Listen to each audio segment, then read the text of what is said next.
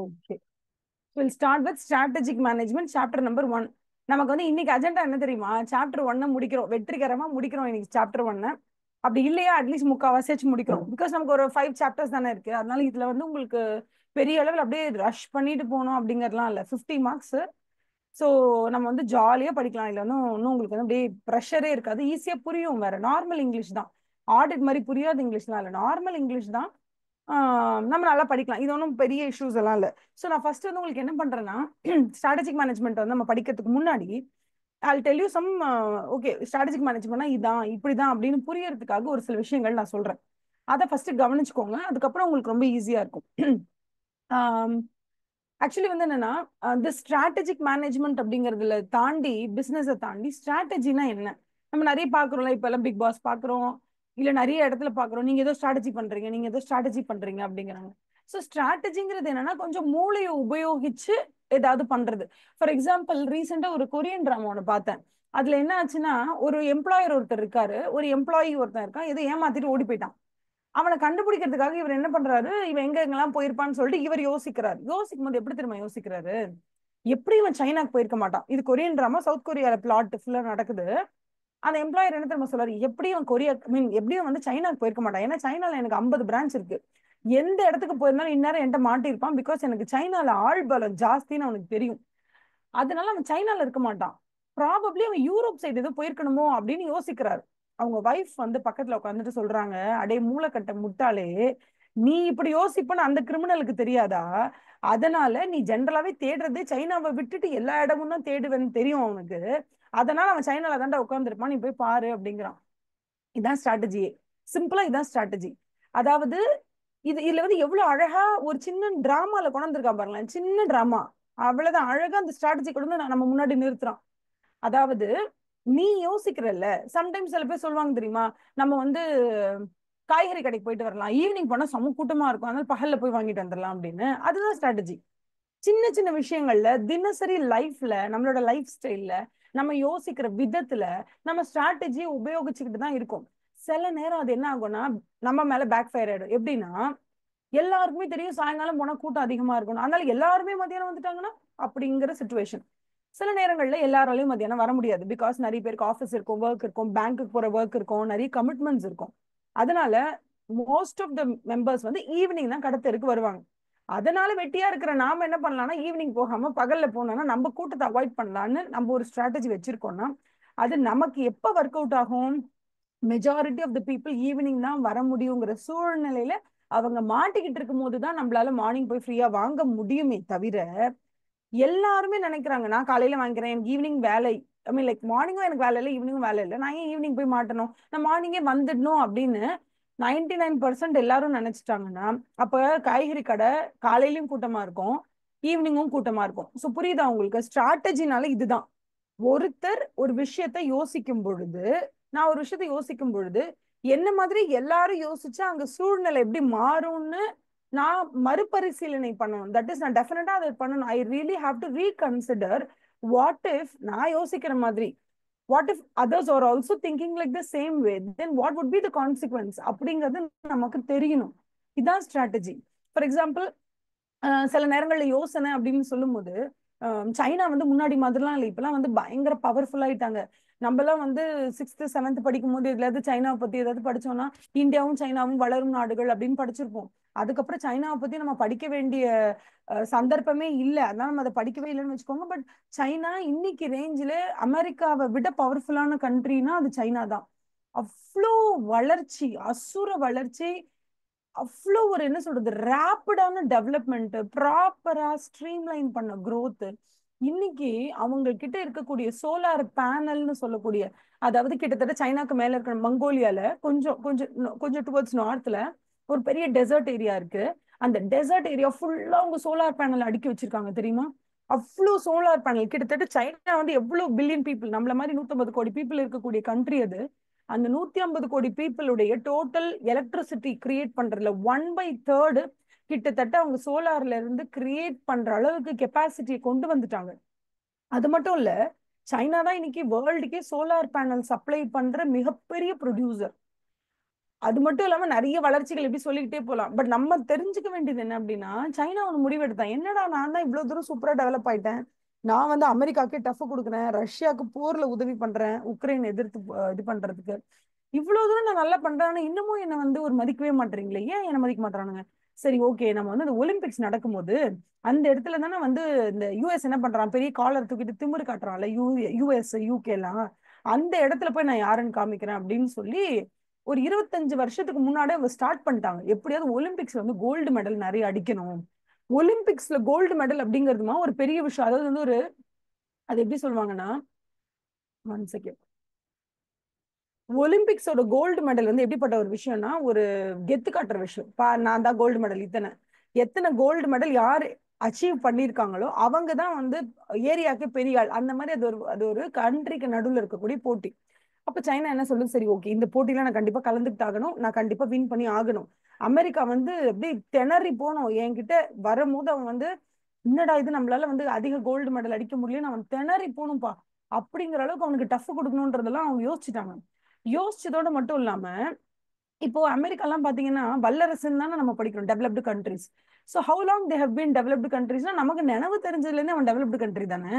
அப்ப அந்த மாதிரி 50-60 வருஷமா டெவலப்டு கண்ட்ரியா இருக்கிறவங்க கூட சைனா மாதிரி ரீசெண்டா தான் நாங்க டெவலப் ஆயிருக்கோன்ற கண்ட்ரி போய் சண்டை போடுறது எப்படி தெரியுமா இருக்கும்?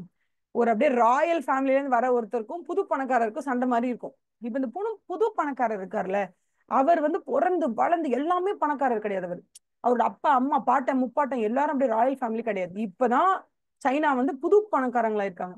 இப்ப என்ன ஆயிடும்னா, ஒலிம்பிக்ஸ்ல போய் போட்டி போடணும்னா கடந்த 50-60 வருஷமா அமெரிக்கா வந்து ஒரு இது மெயின்டைன் பண்ணிருப்பாங்கல்ல, சூப்பர்ப்பா இந்த கேமா இவங்க தான் ஃபர்ஸ்ட், அந்த கேம் அவங்க தான் ஃபர்ஸ்ட்ன்ற மாதிரி காலம் காலமா லைக் ஒரு 3-4 ஜெனரேஷன்ஸாவே அவங்க வந்து ஒலிம்பிக்ஸ்ல கோல்டு அடிச்சிட்டு தான் இருக்காங்க. அதை வந்து போட்டி போடுறதுக்கு யாருமே இல்லைங்க. யூஎஸ் யூகே கிட்ட எல்லாம் கிட்டக்க நெருங்கி போட்டி போட யூரோப்பியன் கண்ட்ரிஸ் கொஞ்சம் வருமே தவிர மத்தபடி மேஜரா போட்டி போட ஆள் இல்ல. சைனா வந்து அதை என்ன நினைக்கிறான்னா, நான் வந்து இப்ப சுப்ரீம் பவரா இருக்கேன், இதுல நீங்க சோலார் பேனல் எடுங்க, நான் தான் வேர்ல்டுலயே சூப்பர் பவர், எல்லாத்தையும் நாங்க தான் சுப்பீரியரா இருக்கோம். பட் ஸ்டில் ஒலிம்பிக்ல நான் மட்டும் நான் ப்ரூவ் பண்ணிட்டேன் அப்படின்னு சொன்னா எனக்கு அந்த கெத்து கிடைக்கும்னு சொல்லி இப்ப ரீசெண்டா நடந்தது இல்லாம அதுக்கு முன்னாடி நடந்தது. ஓகே, ஐ திங்க் அது வந்து டோக்கியோல நடந்ததுன்னு நினைக்கிறேன். அந்த டோக்கியோல நடந்ததுல இவங்க என்ன சொல்லிட்டாங்க, அப்ப இந்த பிரான்ஸ் மெடலு சில்வர் மெடலு இதெல்லாம் மதிப்பே கிடையாது. இதெல்லாம் வந்து யாரு டாப் கெத்து காமிக்கிறது அப்படிங்கறதுல நம்பர் ஆஃப் மெடல்ஸ், இந்த பிரான்ஸ் இதெல்லாம் கணக்கே பண்ண மாட்டாங்க, சில்வர்லாம் கணக்கு பண்ண மாட்டாங்க, கோல்டு மட்டும் தான் கணக்கு. இப்ப அழகா சைனா என்ன பண்ணிட்டான், நமக்கு கோல்டு மட்டும் தான் கணக்கு, கோல்டு எவ்வளவு வின் பண்றோமோ அதை வச்சுதான் நம்ம டாப்ல இருக்க முடியும், இந்த பிரான்ஸ் சில்வர் எல்லாம் சும்மா சில்ற மாதிரி அங்கங்க கடந்துட்டு போட்டோம். பட் நம்ம வந்து யோசிக்கிறது என்னன்னா ஹையஸ்ட் நம்பர் ஆஃப் கோல்டு, இதுதான் அவங்க ஃபிக்ஸ் பண்ணிட்டாங்க. இப்ப இது ஃபிக்ஸ் பண்றாங்க தெரியுமா, நான் என்ன தெரியுமா சொல்றேன், இதுதான் அவனோட டார்கெட்டுங்கிறேன். டார்கெட் என்னன்னா நம்பர் ஒன்னா வரணும், நான் தான் நம்பர் ஒன்னா வரணும். டார்கெட் என்னன்னா highest gold medal, highest gold medal, இதுதான் இவங்களோட டார்கெட். ஹையஸ்ட் கோல்டு மெடல் டார்கெட்டா வச்சுட்டான். இந்த ஹையஸ்ட் கோல்டு மெடல் டார்கெட்டா வச்சுட்டு வாட் ஹி டிட் வாஸ், சரி இப்ப இந்த கோல்டு மெடல் எப்படி நம்ம அதிகமா அடிக்கிறது? யூஎஸ் வந்து 50 வருஷமா ஒரு ஒரு பர்டிகுலர் போட்டியில வந்து களத்துல இறங்குறாங்க. அது ஏதோ ஒரு கேம் வச்சுக்கோங்க, பேட்மிண்டன் வச்சுக்கோங்க, அப்படி இல்லைன்னா ஏதோ ஒரு இதுல அவங்க ரொம்ப ஸ்ட்ராங்கா இருக்காங்க. அந்த அந்த ஸ்போர்ட்ஸ்ல நான் போய் போட்டி போட்டேன்னு வச்சுக்கோங்களேன், என்னால வந்து வெற்றி பெற முடியுமான்னு தெரியாது. அதாவது the probability of winning வந்து ஐ do not know how far fetched it is or how ரொம்ப பக்கத்திலேயே இருக்கா, ரொம்ப ஃபார் ஃபெச்டா இருக்கா எனக்கு தெரியாது, ரொம்ப கஷ்டம். அதனால இவங்க என்ன பண்றாங்க, எனக்கு கோல்டு மெடல் அதிகமா வேணும், ஆனா அமெரிக்காவோட அவங்களுடைய டர்ஃப்ல போய் என்னால சண்டை போட முடியாது. அவனுக்குன்னு ஒரு டர்ஃப் இருக்கும்ல, அவன் ஏரியான்னு ஒண்ணு இருக்கும்ல, இந்த கேம்ஸ் எல்லாம் அவன் தான் நல்லா விளையாட முடியும், அவனை தவிர இன்னொருத்தவங்க வரணும்னா அதுக்கு 20 வருஷம் 30 வருஷம் பிராக்டிஸ் இருந்தா தான்டா வர முடியும், minimum 10-15 years of vigorous practice இருந்தா தான் வர முடியும்னு இருக்கும்ல. அந்த டர்ஃப்குள்ள அவங்க போகவே இல்லை. அவங்க என்ன பண்ணாங்க, டேட்டாவை கலெக்ட் பண்றாங்க, ஒலிம்பிக் கேம்ஸ் பத்தின டேட்டாவை கலெக்ட் பண்றாங்க. கலெக்ட் பண்ணும்போது அவங்களுக்கு ஒன் செகண்ட், ஒலிம்பிக் கேம்ஸ் பத்தின டேட்டாவை கலெக்ட் பண்றாங்க. பண்ணும்போது அவங்களுக்கு என்ன தெரியுது அப்படின்னா, விமன் பார்ட்டிசிபேஷன் ரொம்ப கம்மியா இருக்குடா அப்படின்னு தெரியுது. அப்போ உடனே என்ன பண்றாங்க, ஓ விமன் பார்ட்டிசிபேஷன் கம்மியா இருக்கா, அப்ப நம்ம என்ன பண்றோம், முதல் வேலையா சைனால இருக்கக்கூடிய விமன் பார்ட்டிசிபென்ட்ஸ் யாரெல்லாம் அத்லெட்டிக்ஸ்க்கு விருப்பப்படுறாங்களோ அவங்க எல்லாரையும் களத்துல இறக்குறோம், 10 வருஷம் ட்ரைனிங் கொடுக்குறோம். இந்த வேலையில அவங்க எப்ப ஆரம்பிச்சாங்க, 10-15 வருஷத்துக்கு முன்னாடி ஆரம்பிச்சிட்டாங்க. அப்ப என்ன பண்றாங்க, எல்லாரும் வந்து ரூரல் ஏரியாக்கு போறாங்க. போயிட்டு யாருக்கு இந்த ஷோல்டரோட ஸ்பேன் இருக்குல்ல, இது சொல்லுவாங்க, இந்த இந்த லெங்த் வந்து யாருக்கு நல்ல அகலமா இருக்கும் அந்த மாதிரி விங் ஸ்பேன் சொல்லுவாங்க, இது பேர் வந்து விங் ஸ்பேன். இந்த விங் ஸ்பேன் யாருக்கு நல்லா அகலமா இருக்கும், யார் ஸ்ட்ராங்கா இருக்காங்க அந்த மாதிரி விமனா பார்த்து பிடிச்சி தள்ளுறாங்க உள்ள. யாருக்கெல்லாம் விருப்பம் இருக்கோ வாங்க வாங்க வாங்க, வி வில் ஆக்சுவலி வந்து உங்களுக்கு நாங்க ட்ரைனிங் நாங்க கொடுக்குறோம் அப்படின்னு சொல்லி எல்லாரையும் பிடிச்சி உள்ள தள்ளுறாங்க. தள்ள உடனே விமன் பார்ட்டிசிபென்ட்ஸ் எல்லாருக்கும் கூப்பிட்டு ட்ரைனிங் கொடுக்குறாங்க. இதான் அவங்களோட நம்பர் 1 ஸ்ட்ராட்டஜி நம்ம சொல்றோம்ல, சாயங்காலம் கூட்டமா இருக்கும் காலையில போலான்னு, அந்த மாதிரி மூளைய ஒலிம்பிக்ஸ்ல உபயோகப்படுத்துறாங்க. நம்பர் 1 பார்ட்டிசிபென்ட்ஸ் விமன் பார்ட்டிசிபென்ட்ஸ் இறக்கும்டா. ஏன்னா வேர்ல்டு ஃபுல்லா நான் பாக்குறேன் எல்லா கண்ட்ரிலையும் மென் பார்ட்டிசிபென்ட்ஸ் மேல் பார்ட்டிசிபென்ட்ஸ் அதிகமா இருக்காங்க, ஃபீமேல் இல்ல. சோ நான் என்ன பண்ற களத்துல ஃபீமேல தான் இறக்க போறேன். ஃபீமேல இறக்குனா போட்டியாளர்கள் கம்மி இல்ல, அப்ப ஜெயிக்கிற ப்ராபபிலிட்டி அதிகம் இல்ல, அதனால. அப்ப அமெரிக்கால கூட விமன் பார்ட்டிசிபேஷன் கம்மி, ஆப்பிரிக்கால விமன் பார்ட்டிசிபேஷன் கம்மி, இந்தியால இருந்தும் கம்மி, எல்லா இடத்துல இருந்துமே விமன் பார்ட்டிசிபேஷன் கம்மி. அந்த இடத்துல நான் பூந்து அடிக்கிறேன் பாரு அப்படின்னு சொல்லி அவன் ஃபர்ஸ்ட் அவன் அதான் எடுத்தான். நம்பர் 2 அவன் என்ன பண்ணா, இந்த ஃபுட்பால் வாலிபால், அதாவது எந்தெந்த கேம்ஸ்ல எல்லாம் 2 அணிகள் விளையாடுதோ, ஃபார் எக்ஸாம்பிள் இப்போ வந்து பேட்மிண்டன் அப்படி இல்லைன்னா வந்து வாலிபால், என்னென்ன கேம்ஸ் ஒலிம்பிக்ஸ்ல இருக்கோ அந்த மாதிரி 2 இணையான டீம் சேர்ந்து 2 சைடுமே, இந்த பக்கம் ஒரு 10 பிளேயர், இந்த பக்கம் ஒரு 10 பிளேயர், இங்க 11 வாட் எவர் என்ன நம்பர் ஆஃப் குரூப் இருப்பாங்களோ அந்த மாதிரி ஒரு டீமுக்கு இத்தனை மெம்பர்ஸ் இருப்பாங்கல்ல, 2 அணிகளும் சேர்ந்து விளையாடும். இப்ப 2 அணிகளா சேர்ந்து விளையாண்டா சைனாக்கு ப்ராபபிலிட்டி ஆஃப் வின்னிங் வந்து ரொம்ப கம்மி. ஏன் தெரியுமா? ஏன் நான் சொல்லிடுறேன். ஏன்னா நான் வந்து நல்ல விகரஸா ப்ரிப்பேர் பண்ணி வச்சிருப்பேன், பட் ஆப்போசிட்ல இருக்கிறவன் நான் எதிர்பார்க்கிற மாதிரி விளையாடுவானா இல்ல எனக்கு டஃப் கொடுப்பானான்னு எனக்கு தெரியாது. அதனால ஒருவேளை என்னோட வின்னிங்க வந்து நான் பெட், அதாவது வந்து நான் சூதாட விரும்பல. என்ன சூதாட்டம்னா, நான் நல்லா பிராக்டிஸ் பண்ணிட்டு வரேன்ப்பா, என்னுடைய ப்ராபபிலிட்டி ஆஃப் வின்னிங் என்ன மட்டும் தான் டிபெண்ட் பண்ணி இருக்கணுமே தவிர எதிராளியோடைய இன்டர் பிளேவை டிபெண்ட் பண்ணி இருக்க கூடாது. அவன் ஏதாவது ஒன்று ஆடி நான் அதுக்கு மறு ஆட்டம் ஆடி, லைக் இந்த மாதிரி ஆப்போனன்ட் டீம்ஸ் கூட சேர்ந்து சேர்ந்து இன்டர் பிளே ஆஃப் கேம்ஸ் சொல்லுவாங்க. சோ என்னோட வின்னிங் வந்து டிபெண்ட்ஸ் அப்பான் தி ஆப்போனன்ட் டீம். அந்த ஆப்போனன்ட் டீமோட ஸ்ட்ரென்த், அவங்களோட பிரசன்ஸ் ஆஃப் மைண்ட், அவங்க அந்த இடத்துல எப்படி கேம் திருப்புறாங்க, திசை திருப்புறாங்க, விளையாடுறாங்க, அது எல்லாத்துக்கும் என்னால உடனே உடனே உடனே வந்து என்னால வந்து இமீடியட்டா ரெஸ்பாண்ட் பண்ண முடியுமா? இவ்வளவு ஃபேக்டர்ஸை வச்சுதான் என்னால வின் பண்ண முடியும் ஒரு வாலிபால்ல. இல்ல இவ்வளவு ஃபேக்டர்ஸை வச்சுதான் என்னால 2 அணிகள் சேர்ந்து விளையாடுற, குரூப்பா டீமா சேர்ந்து கம்பீட் பண்றதுல இப்படிதான் பண்ண முடியும். ஐயோ அதுல நம்மளால முடியாதுப்பா அப்படின்னு சொல்லிட்டு அவங்க என்ன பண்றாங்க, சைனாக்குன்னு சில டர்ஃப் ஏரியா இருக்கும் தெரியுமா, அந்த மாதிரி டர்ஃப் ஏரியால அவங்களுக்குன்னு ஒரு 5 கேம் இருக்கு.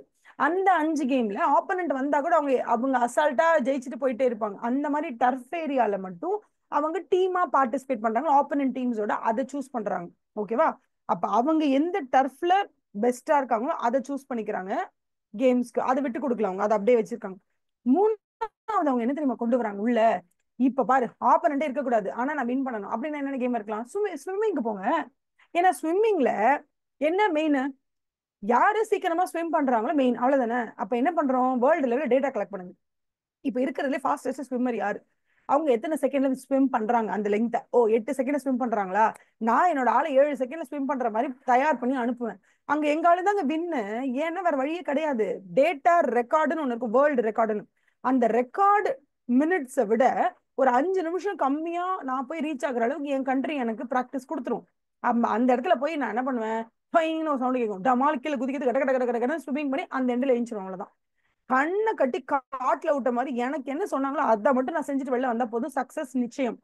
அப்ப இந்த மாதிரி கேம்ஸா பார்த்தா அவங்க சூஸ் பண்றாங்க. ஓகே ஸ்விம்மிங் எதிராளி கிடையாது, அவனும் ஸ்விம் பண்ணுவான் பக்கத்துல, ஆனா அவன் எனக்கு நேரம் வந்து ஸ்விம் பண்ணி சண்டையா போட போறான், இல்ல இல்ல அவன் பாட்டுக்கு ஸ்விம் பண்றான், நான் பாட்டுக்கு ஸ்விம் பண்றேன். சோ பெரிய ட்ராக் கொடுத்துருவாங்க.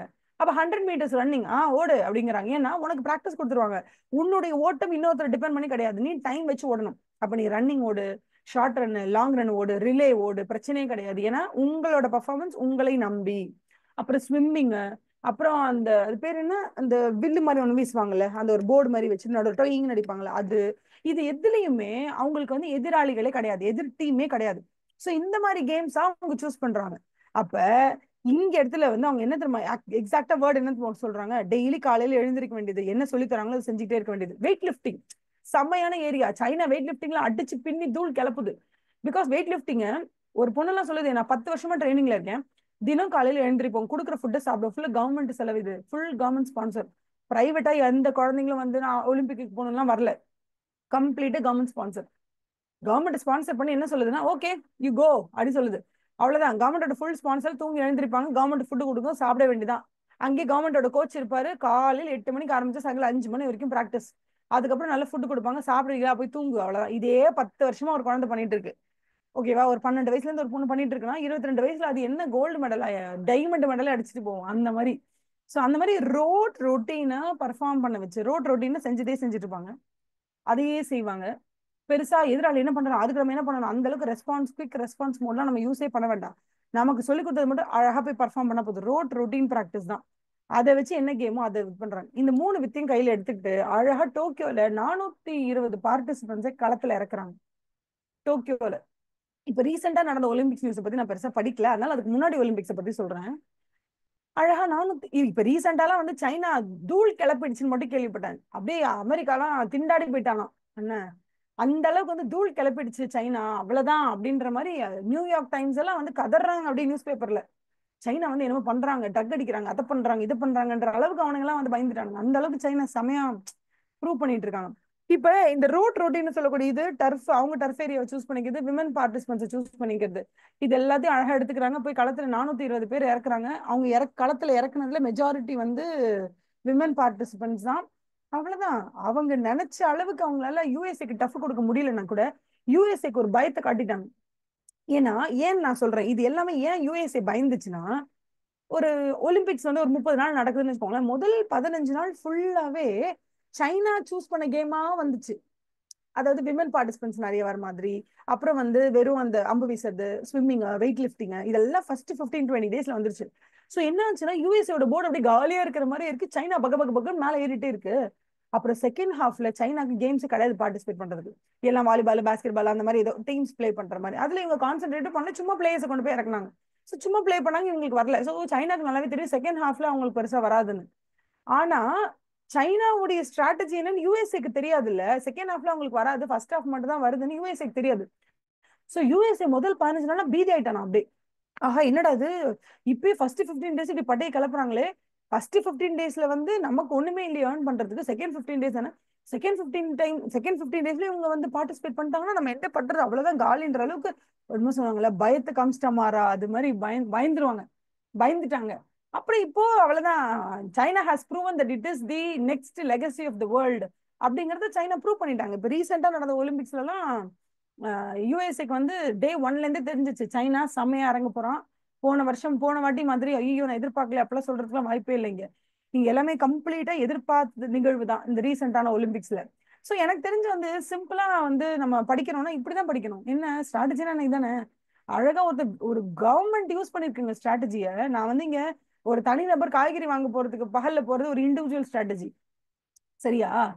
ஆனா ஒரு பிசினஸ் ஸ்ட்ராட்டஜி யூஸ் பண்ணதுனா கூட பரவாயில்ல. பிசினஸ் வந்து நிறைய ஸ்ட்ராட்டஜி எல்லாம் யூஸ் பண்ணிருக்காங்க. இந்த டாடா கம்பெனி எல்லாம் வந்து முன்னாடி ட்ரெயினோட நம்ம போறோமே ட்ரெயின் பெட்டிஸ் ஆல் ட்ரெயின் பெட்டிஸ் ஆர் கோச்சஸ்ன்னு சொல்லுவோம்ல, அந்த ட்ரெயினையே டாடா தான் வந்து ப்ரொடக்ஷன்ல வச்சுட்டு இருந்தாங்க. திடீர்னு கவர்மெண்ட் வந்துட்டு வந்து அதெல்லாம் முடியாது, அதுன்னு ட்ரெயினை வந்து ஒரு பிரைவேட் கம்பெனி வந்து ரன் பண்றதா, நாங்க ட்ரெயின் எல்லாம் ரன் பண்ண விட மாட்டோம் பிரைவேட்டை, நாங்க வந்து அதை பப்ளிக் பண்ண போறோம், லைக் நாங்க வந்து ஜஸ்ட் கோயிங் டு ஃபுல்லா வந்து கவர்மெண்ட் டேக் ஓவர் பண்ண போது, உங்களுக்கு எல்லாம் கொடுக்க முடியாது அப்படின்னு சொல்லிட்டாங்க. அந்த இடத்துல வந்து ஐயோ நமக்கு போச்சே அப்படின்னு சொல்லிட்டு எல்லாம் அழுவல டாடா. டாடா குரூப் என்ன பண்ணாங்க அப்படின்னா, சரி ஓகே இதான் சுச்சுவேஷன், சரி எப்பவுமே நல்லா கவனிச்சுக்கோங்க, எந்த ஒரு பிசினஸ் நீ அம்பானியாவே இருந்தா கூட, இல்ல நீ எலவன் மஸ்காவே இருந்தா கூட, நீ நினைக்கிறதெல்லாம் நீ நினைக்கிற மாதிரி நடந்துராது. ஓகேவா? உன்னை சுத்தி ஒரு சமூகம் இருக்கு, உன்னை சுத்தி ஒரு என்வாயன்மெண்ட் இருக்கு, அது எக்ஸ்டர்னல் என்வாயன்மெண்ட், உன்னோட இன்டர்னல் என்வாயன்மெண்ட், உன்னோட எம்ப்ளாயிஸ், உங்க கஸ்டமர், உன்னோட சப்ளையர், உங்க டீலர்னு ஏகப்பட்ட பேர் இருக்காங்க, சரியா?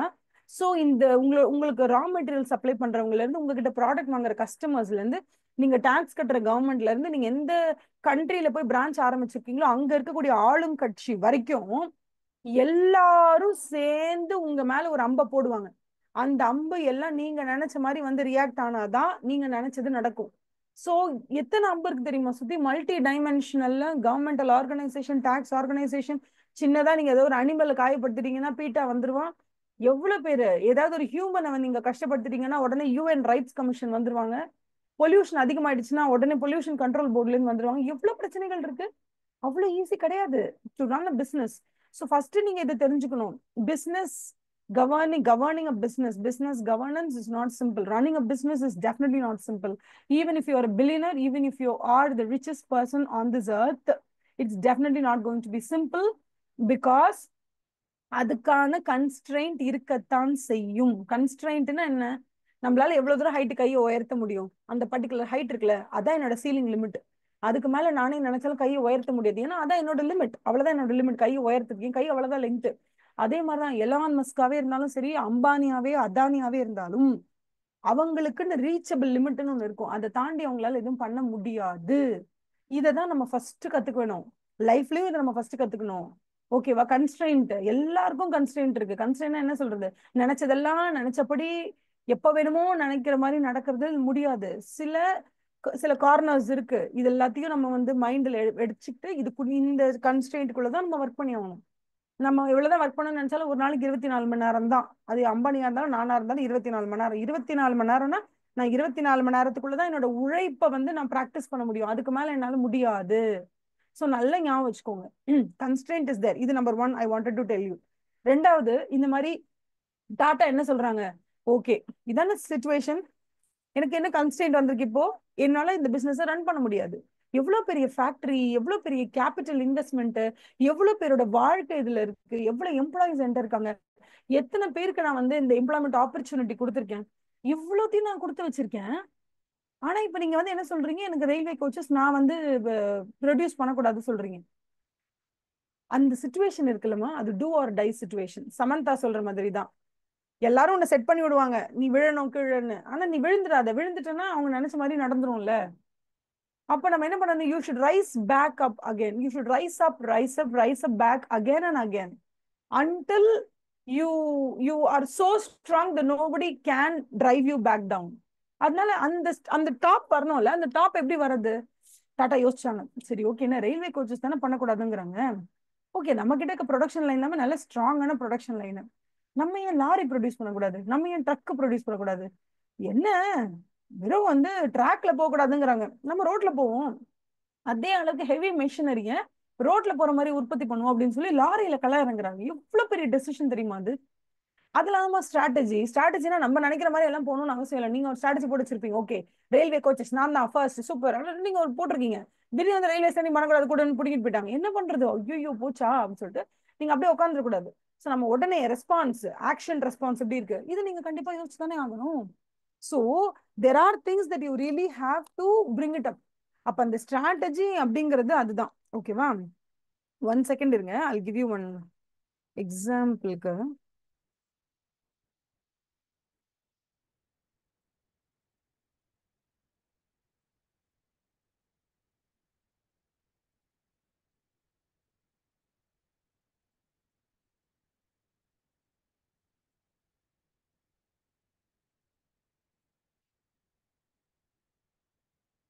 Okay, I'll tell you one strategy finally. அதுக்கப்புறம் வில் கோ இன்டு புக்ஸ்குள்ள போயிடலாம். ஏன்னா எந்த ஸ்ட்ராட்டஜி உங்களுக்கு ரொம்ப பிடிக்கும்னு சொல்லிட்டு நான் ஒரு 4-5 எடுத்து வச்சிருந்தேன். அதனால I thought I'll see from that. Okay, இப்போ நீங்க வந்து ஜஸ்ட் நான் சொல்றதுலாம் ஞாபகம் வச்சுக்கோங்க. எத்தனை நம்ம எல்லாருமே ஒரு ஃபோன் வச்சிருப்போம். உங்க ஃபோனோட பிராண்ட் என்னன்னு ஞாபகம் வச்சுக்கோங்க. அப்புறம் உங்க அப்பா, உங்க அம்மா, உங்க தங்கச்சி, அக்கா, சிப்ளிங் யாராவது, இல்ல உங்களோட ஃப்ரெண்ட்ஸ், இவங்க எல்லாம் என்ன ஃபோன்ஸ் வச்சிருக்காங்க அப்படின்னு ஞாபகம் வச்சுக்கோங்க. இப்போ நான் உங்களுக்கு என்ன பண்ண போறேன்னா, ஒரு சில ஃபோனோட நேம்ஸ் எல்லாம் எழுதி போட போறேன்.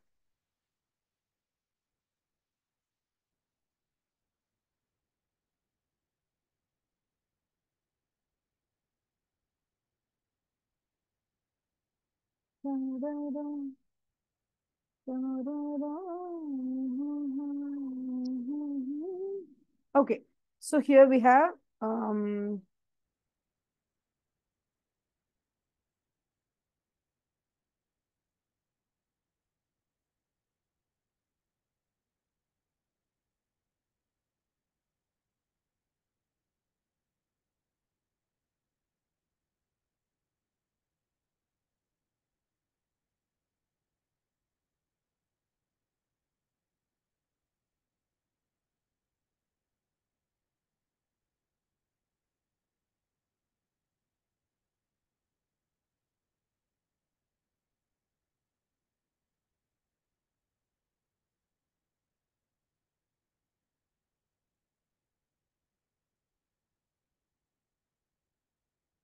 ஓகே, ஓரளவுக்கு நான் சில ஃபோன் நேம்ஸ் எல்லாம் எழுதி போட்டிருக்கேன். ஓகேவா? நீங்க என்ன ஃபோன் வச்சிருக்கீங்களோ ஞாபகம் வச்சுக்கோங்க. ஸோ ஒரு வாட்டி ஃபேஸ் டு ஃபேஸ் கிளாஸ் நாங்கள் என்ன கேட்டோம்னா, ஓகே உங்களுக்கு ஓப்போ பிடிக்குமா விவோ பிடிக்குமா அப்படின்னு. அப்போ ஆக்சுவலி என்னன்னா, ரெண்டு செட் சண்டையை போட ஆரம்பிச்சிட்டாங்க. இல்ல இல்ல ஓப்போ தான் சூப்பரா இருக்கும், விவோ தான் சூப்பரா இருக்கும், நீங்க நான் அதை சொல்றீங்க, நீங்க நான் இதை சொல்றீங்க அப்படின்னு சொல்லி சண்டையை வர ஆரம்பிச்சிருச்சு. அப்புறம் சில பேர் சொன்னாங்க இல்ல இல்ல ஒன் பிளஸ் மாதிரிலாம் வந்து வரவே வராது அப்படின்னு. சில பேர் என்ன பண்றாங்க, ஐகோ நான் இப்ப வாங்கியிருக்கேன் ரீசெண்டா செமையா இருக்கு அப்படின்னு. சரி இது என்ன ஆகுதுன்னா அப்படியே வந்து people are talking for the brand that they have chosen. ஒரு கடைக்குள்ள போறோம், அந்த கடைக்குள்ள என்னென்ன பிராண்ட் இருக்கோ அல்ல ஏதோ ஒரு பிராண்ட் நம்ம சூஸ் பண்ணிட்டு வந்துடும், அந்த போனை நம்ம யூஸ் பண்றோம். யூஸ் பண்ணிட்டு என்ன பண்றோம், ஏ சூப்பர் பா இது செம அப்படின்னு சொல்லிட்டு அந்த போனுக்காக நம்ம பேச ஆரம்பிச்சிடும். ஆனா இதுல வந்து நீங்க ரொம்ப அழகா பாத்தீங்கன்னா, எனக்கு தெரிஞ்சு Realme, iQOO, Vivo, Oppo, OnePlus இது எல்லாமே ஒரே கம்பெனியோடது. அப்புறம் வந்து ஜைமியோட தான் போக்கோவும், இது அப்படியே ஒரு கம்பெனியோடது. எம்ஐன்னு சொல்லுவோம் இது. இது சவுத் கொரியாவோடது. சாம்சங் வந்து ஒரே கம்பெனி, சவுத் கொரியாவோடது. ஆப்பிள் உங்களுக்கு தான் தெரியும்ல, யூஎஸ் ஓடது. ஆனா இந்த என்டையர் ஸ்ட்ரெச் ஃபுல்லாவே வந்து சைனாவோடது. மேம் நீங்க எழுதுறது ஸ்கிரீன்ல விசிபிளா இல்ல ma'am. Super, thanks for telling me. மறந்து விட்டேன் ஸ்கிரீன் ஷேர் பண்றதுக்கு.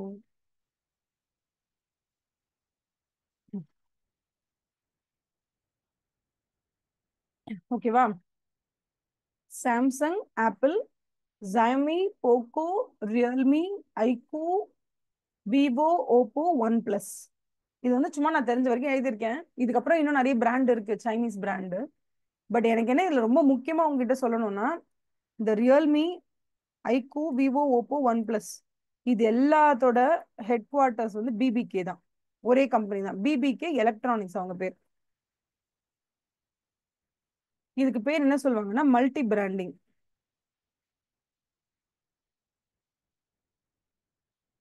இதுல என்ன ஆச்சரியம்னா இதெல்லாம் ஒரே கம்பெனியோடது தான் அப்படின்னு நமக்கு தெரிய மாட்டேங்குது. அது ஒண்ணுதான் இப்போ பிரச்சனை. பிரச்சனைன்னு இல்ல, அது ஒண்ணுதான் வந்து நமக்கு ரொம்ப புதுசா இருக்கிற விஷயம். ஓகேவா? இப்ப நான் உங்ககிட்ட சொன்னேன்னா, சொல்லியிருக்கேனான்னு தெரியல, அருண் ஐஸ்கிரீம்ஸ் தெரியுமா உங்களுக்கு? அருண் ஐஸ்கிரீம்ஸ், எஸ் நோன்னு சொல்லுங்களேன். Yes ma'am. ம். அருண் ஐஸ்கிரீம்ஸ் வேற என்னென்னலாம் வச்சிருக்காங்க? ஐபாக்கோ. ம். அப்புறம் ஐ திங்க் அமுல் கூட அவங்களோட தான் நினைக்கிறேன். இல்ல இல்லையா? இல்ல இல்ல பாவம், குடும்பத்துக்குள்ள குழப்பம் வந்துரு போகுது. Hap Daily, Arun, Ibaco, Hap daily,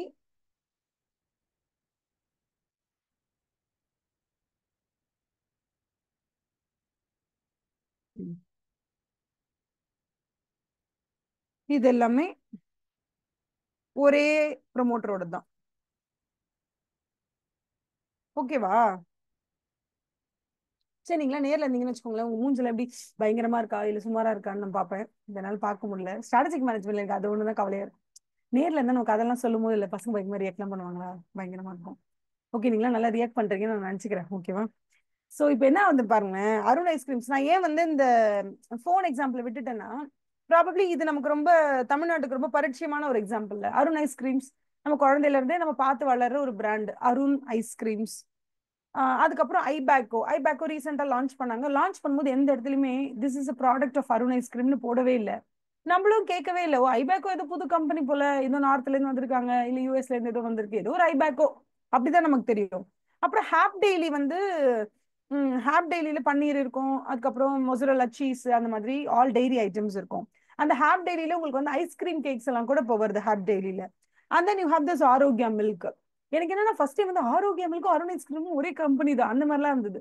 so இந்த ரியலைசேஷன் நமக்கு செட் ஆகும் போது நமக்கு தெரியும், ஏன் ஒரே கம்பெனி தான் எல்லா ப்ராடக்ட்டும் வச்சிருக்காங்க, ஏன் அருண் ஐஸ்கிரீம்ஸ் அதுக்கப்புறம் மறுபடியும் ஐபேக்கும் அதே மாதிரி வச்சுட்டு ஏன் அந்த மாதிரி வைக்காம எல்லாம் தனித்தனியா பண்றாங்க? ஏன் ஆரோக்கியா மில்க்னு வைக்கிறதுக்கு பதிலா அருண் மில்க்னு வச்சிருந்தா, ஓ ஐஸ்கிரீம் பண்றவங்க தான் மில்க்கும் பண்றாங்களா, அப்ப நல்லா தானே இருக்கும் அப்படின்னு வாங்கிருப்பாங்கல்ல, அது ஏன் ஆரோக்கியா மில்க்னு தனியா வைக்கணும் அப்படிங்கிற மாதிரிலாம் எனக்கு தோணுச்சு. சோ அதுக்கப்புறம் வந்து நம்ம ஸ்ட்ராட்டஜி எல்லாம் படிச்சு பார்த்தோம்னா, எப்போதுமே வந்து எல்லாமே ஒருத்தரோட தான் அப்படின்னு தெரியும் போது அது சில நேரத்துல பாசிட்டிவாவும் முடியும், சில நேரத்துல நமக்கே நெகட்டிவாவும் முடியும். அதனால ஒரு ப்ராடக்டோட சாயல் வந்து இன்னொரு ப்ராடக்ட்ல இல்லாம பாத்துக்கிறது ரொம்ப better. So that people will feel that each and every company or each and every product line வந்து செப்பரேட் ப்ராடக்ட் லைன். ஸோ அது வந்து தன்னோட சக்சஸையோ இல்ல தன்னோட ஃபெயிலியரோ தானே வந்து அது மீட் பண்ணிக்கும் அப்படிங்கிறதுக்காக ப்ராபப்ளி அவங்க அந்த மாதிரி வந்து என்ன பண்ணிருக்காங்கன்னா மல்டி பிராண்டிங் பண்ணிருக்காங்க. ஒன்னொன்னு ஒரு ஒரு பிராண்ட். ஓ ஐஸ்கிரீமே ரெண்டு பிராண்ட் பண்ணிருக்காங்க. ஒன்னு Arun ice cream for economical people, இன்னொன்னு வந்து ஐபேக்கோ ஃபார் லக்ஸரி. ரொம்ப லக்ஸரின்னு நான் சொல்ல மாட்டேன். ப்ராபப்ளி வந்து நம்மளால உள்ள போகவே முடியாது. இது எனக்கு தாஜ் கொரமாண்டலா, உள்ளே போக முடியாது, பர் டே 10,000 கேட்கறான், நம்ம எப்படி போறது? அப்பெல்லாம் இல்ல. ஐபேக்கோ போகலாம், பட் ஸ்டில் நம்ம ரொம்ப ப்ரிஃபர் பண்ண மாட்டோம். நம்ம ரொம்ப ஃபுல் ஃபேமிலியோட போறோம், நம்ம நிறைய ஐஸ்கிரீம் சாப்பிட போறோம், 2 கிலோ ஐஸ்கிரீம் வேணும் அப்படின்னா நம்ம ஐபேக்கோ போக மாட்டோம்ல. So Ibaco is for different reason. அங்க போலாம், நீங்க ஒரு ஐஸ்கிரீம் வாங்கி வச்சுட்டு 2 ஃப்ரெண்ட்ஸ் போறீங்க அப்படின்னா ஒரு 2-3 ஹவர்ஸ் உட்காந்து பேசிட்டு வரணும்னால யாரும் உங்களை கழுத்தை பிடிச்சி வெளில தள்ள மாட்டாங்க. பட் அருண் ஐஸ்கிரீமோட ஐஸ்கிரீம் பார் அப்படி கிடையாது. போனோமா, டக்கு டக்கு நான் ஒரு குச்சி ஐஸ்கிரீம் வாங்கினோமா, நக்கணுமா, வெளில வந்துடணும். அடுத்தது கூட்டம் வந்துகிட்டே இருக்கும், மூவிங்லேயே இருப்பாங்க. ஸோ இப்போ என்ன பண்றாங்கன்னா, நீங்க ஒரு 2-3 ஹவர்ஸ் ஒரு ஐஸ்கிரீம் பார்லர்ல உட்காந்து பேசணும்னு நினைக்கிறீங்க, ஒரு 3 ஃப்ரெண்ட்ஸ் உட்காந்து பேசணும்னு நினைக்கிறீங்க, இல்ல ஒரு பிசினஸ் ஐடியாவை பத்தி டிஸ்கஸ் பண்ணணும். ஸோ உங்களுக்கு வந்து ஒரு ஐஸ்கிரீம் பார்லர்னா பெட்டரா இருக்கும், இல்ல ஒரு காஃபி ஷாப்னா பெட்டரா இருக்கும், ஸ்டார் பக்ஸ்னா பெட்டரா இருக்கும்னா ஸ்டார் பக்ஸ்க்கு போய் 2 காஃபி வாங்கி உட்காந்து லேப்டாப் ஓப்பன் பண்ணி வச்சு நீங்க 2-3 ஹவர்ஸ் கூட ஒர்க் பண்ணலாம். Nobody will send you out. புரியுதா? அதே மாதிரி தான் ஐபேக்கோவும். நீங்க ஐபேக்கோக்குள்ள போயிட்டு சும்மா 2 ஐஸ்கிரீம் பேருக்கு வாங்கி ஓரமா வச்சு நீங்க பாட்டுக்கு ஒர்க் பண்ணிட்டு இருக்கலாம். Nobody will send you out. So business மாடலே எப்படி இருக்கும்னா, அருண் ஐஸ்கிரீமை பொறுத்த வரைக்கும் நான் உனக்கு ப்ராடக்ட்டை நல்ல குவாலிட்டியில கையில கொடுக்குறேன்னா அவ்வளவுதான். எனக்கு அங்கேயே என்னோட சர்வீஸ் முடிஞ்சு போச்சு. என்னோட சர்வீஸ்ன்றது குவாலிட்டி ஐஸ்கிரீம் உங்க கைக்கு வந்துருச்சு, அவ்வளவுதான். ஸோ அந்த இடத்துல வந்து ஐஸ்கிரீம் பார்லர் வந்து ஃபேஷனபிளா இருக்கா, அப்கிரேடடா இருக்கா, ஸ்பேஷியஸா இருக்கா, கிளீனா இருக்கும், அவ்வளவுதான். உள்ள போனீங்களா, ஐஸ்கிரீம் வாங்கினீங்களா, 2 நிமிஷம் உட்காந்து அங்கே முடியலையே அங்கேயே சாப்பிடுங்களா, வீட்டுக்கு எடுத்துட்டு போனீங்களா, வந்து சேருங்க, அவ்வளவுதான். ஐபேக் அப்படி இல்ல. ரொம்ப லாவிஷான டிசைன், ஸ்பேஷியஸான ஐஸ்கிரீம் பார்லர், செட்டப்பே வந்து செமையா இருக்கும், ரொம்ப லக்ஸூரியஸா இருக்கும். ஓகே, இந்த மாதிரியான ஒரு செட்டப்ல நீங்க அங்க போய் உட்காரும் போது 2-3 ஹவர்ஸ் ஆனாலும் people they won't ask you to அங்கதான் இருக்கு கதவு, அந்த பக்கம் கிளம்புறீங்களா, எவ்வளவு நாள் ஆச்சு உட்காந்து சொல்ல மாட்டாங்க. பிகாஸ் நீங்க அங்க வந்து உட்காந்து நீங்க ஸ்பெண்ட் பண்ற 2-3 ஹவர்ஸ்க்கான பேமெண்ட்டை அவங்க அழகா உங்க ஐஸ்கிரீம்குள்ளேயே வச்சு வாங்கிடுறாங்க உங்ககிட்ட. So specially crafted business model இதெல்லாம். ஸோ அருண் ஐஸ்கிரீம் தனி பிராண்டு, மல்டி பிராண்டிங் ஐஸ்கிரீம் தான் ரெண்டுமே, பட் வேற வேற மாதிரி பிராண்டிங் பண்ணிருக்காங்க. ஐபேக்கோக்கு வந்து பெரிய பெரிய போஸ்டர்ஸ், பில் போஸ்டர்ஸ் எல்லாம் நீங்க பார்க்கலாம். எல்லாமே ரொம்ப அப்படியே சென்சுவலா, நம்ம கண்ணுக்கு அப்படியே ரொம்ப அட்ராக்டிவா இருக்கிற மாதிரி ஐபேக்கோட எல்லா பிராண்டிங்குமே இருக்கும். Hap Daily of course all the dairy products. Hap Daily இதுல நீங்க நல்லா ஒண்ணு கவனிச்சு பாருங்க. அருண் ஐஸ்கிரீமோட காம்படிட்டர் நீங்க பாத்தீங்கன்னா நீங்க யார சொல்வீங்க? Quality Wall's. கரெக்டா? குவாலிட்டி வால்ஸ் யாரோடது? ஹிந்துஸ்தான் யூனிலிவர் லிமிடெடோடது. அருண் ஐஸ்கிரீம் நம்ம தமிழ்நாட்டோட பிராண்ட். இப்போ கேரளால நிறைய ஐஸ்கிரீம்ஸ் எல்லாம் இருக்கு, நிறைய ஐஸ்கிரீம் பிராண்ட் இருக்கு கேரளால. அங்கேயும் நிறைய பிராண்ட்ஸ் இப்போ தமிழ்நாட்டில் கொண்டு வந்து லான்ச் பண்றாங்க. இப்போ கூட துல்கர் சல்மான் இப்போ ஆடுக்கெல்லாம் வருவாரு அந்த மாதிரி. Okay, other brands are also coming up to Tamil Nadu. But ஜென்ரலா பார்த்தா குவாலிட்டி வால்ஸ்க்கும் அருண் ஐஸ்கிரீம்ஸ் தான் கொஞ்சம் நேர்பட சண்டை இருக்கும். அமூலுக்கும் இருக்கும் டெஃபினட்டா. Amul ice creams is also here. But Amul வந்து குஜராத்தோடதுன்னு நினைக்கிறேன். அங்கேருந்து லைக் பேன் இண்டியா அவங்களோட பிரசன்ஸ் இருக்கு இப்போ அமூலோட. ஐபேக்கோக்கு இப்போ யார் போட்டி? ஐபேக்கோ யாரோட போட்டி போடலாம்? பாஸ்கின் ராபின்ஸ்னு ஒருத்தவங்க இருக்காங்க. பாஸ்கின் ராபின்ஸ் அவங்க வந்து பயங்கர காஸ்ட்லி. ஆனா ஐபேக்கோ விட காஸ்ட்லி. அது ரொம்ப ரொம்ப ரொம்ப ரொம்ப காஸ்ட்லி. நான் சும்மா ஒரு கம்பேரிசனுக்காக சொல்லியிருக்கேன். ஐபேக்கோல நம்ம போய் ஐஸ்கிரீம் சாப்பிடுறது மாதிரி 5 டைம்ஸ் செலவாகும் நீங்க பாஸ்கின் ராபின்ஸ் போய் சாப்பிட்டீங்கன்னா. சும்மா குட்டியோண்டு ஒரு கப் ஐஸ்கிரீம் இருக்கும், இவ்வளவுதான் இருக்கும், ஒரு சின்ன கப்பு இவ்வளவுதான் இருக்கும் பேக்கடு. அது வந்து இட் வாஸ் அரௌண்ட் 300 சின்ன இவ்வளவுதான். நான் வந்து ரொம்ப கை பெருசா காமிக்க போறேன், இவ்வளவுதான் குட்டி cup. Summer around 90 ml 100 ml அவ்வளவுதான். அதுவே வந்து ஒரு 200-300 அந்த மாதிரி. ஸோ பாஸ்கின் ராபின்ஸ் வந்து ஒரு ஒரு லக்ஸுரி செக்மெண்ட்ல இருக்காங்க. ஐபேக்கோக்கு போட்டின்னு சொல்ல முடியாது, but somewhere around the corner ஏதாவது ஒரு 2 கம்பெனியை வந்து போட்டி போட விடணும்னா ஐபேக்கோ அண்ட் இவங்கன்னு சொல்லலாம். அடுத்து ஹாப் டெய்லி. ஹாப் டெய்லியில என்னென்னலாம் இருக்கு?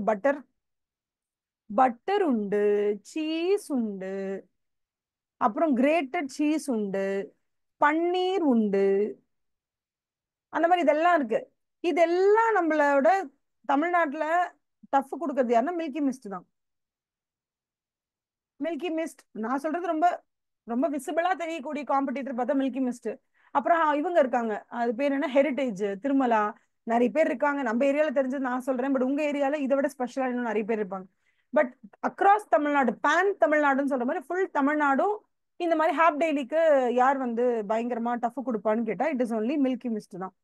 அடுத்தது ஆரோக்கியா மில்க்குக்கு. ஆரோக்கியா மில்க்குன்னா டெஃபினட்டா ஆவின் மில்க் தான் இப்போ டஃப் கொடுப்பாங்க. அப்படி இல்லை யூ ஹாவ் திருமலா, வேற என்ன ஹெரிட்டேஜ், அந்த மாதிரி இல்ல சில பேர் இருக்காங்க மில்க் செக்ஷன்ல இருக்காங்க.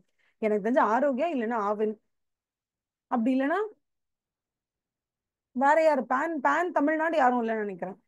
அவ்வளவுதான். ஆவின் ஆவின் விசஸ் ஆரோக்கியான்னு வச்சுக்கலாமே.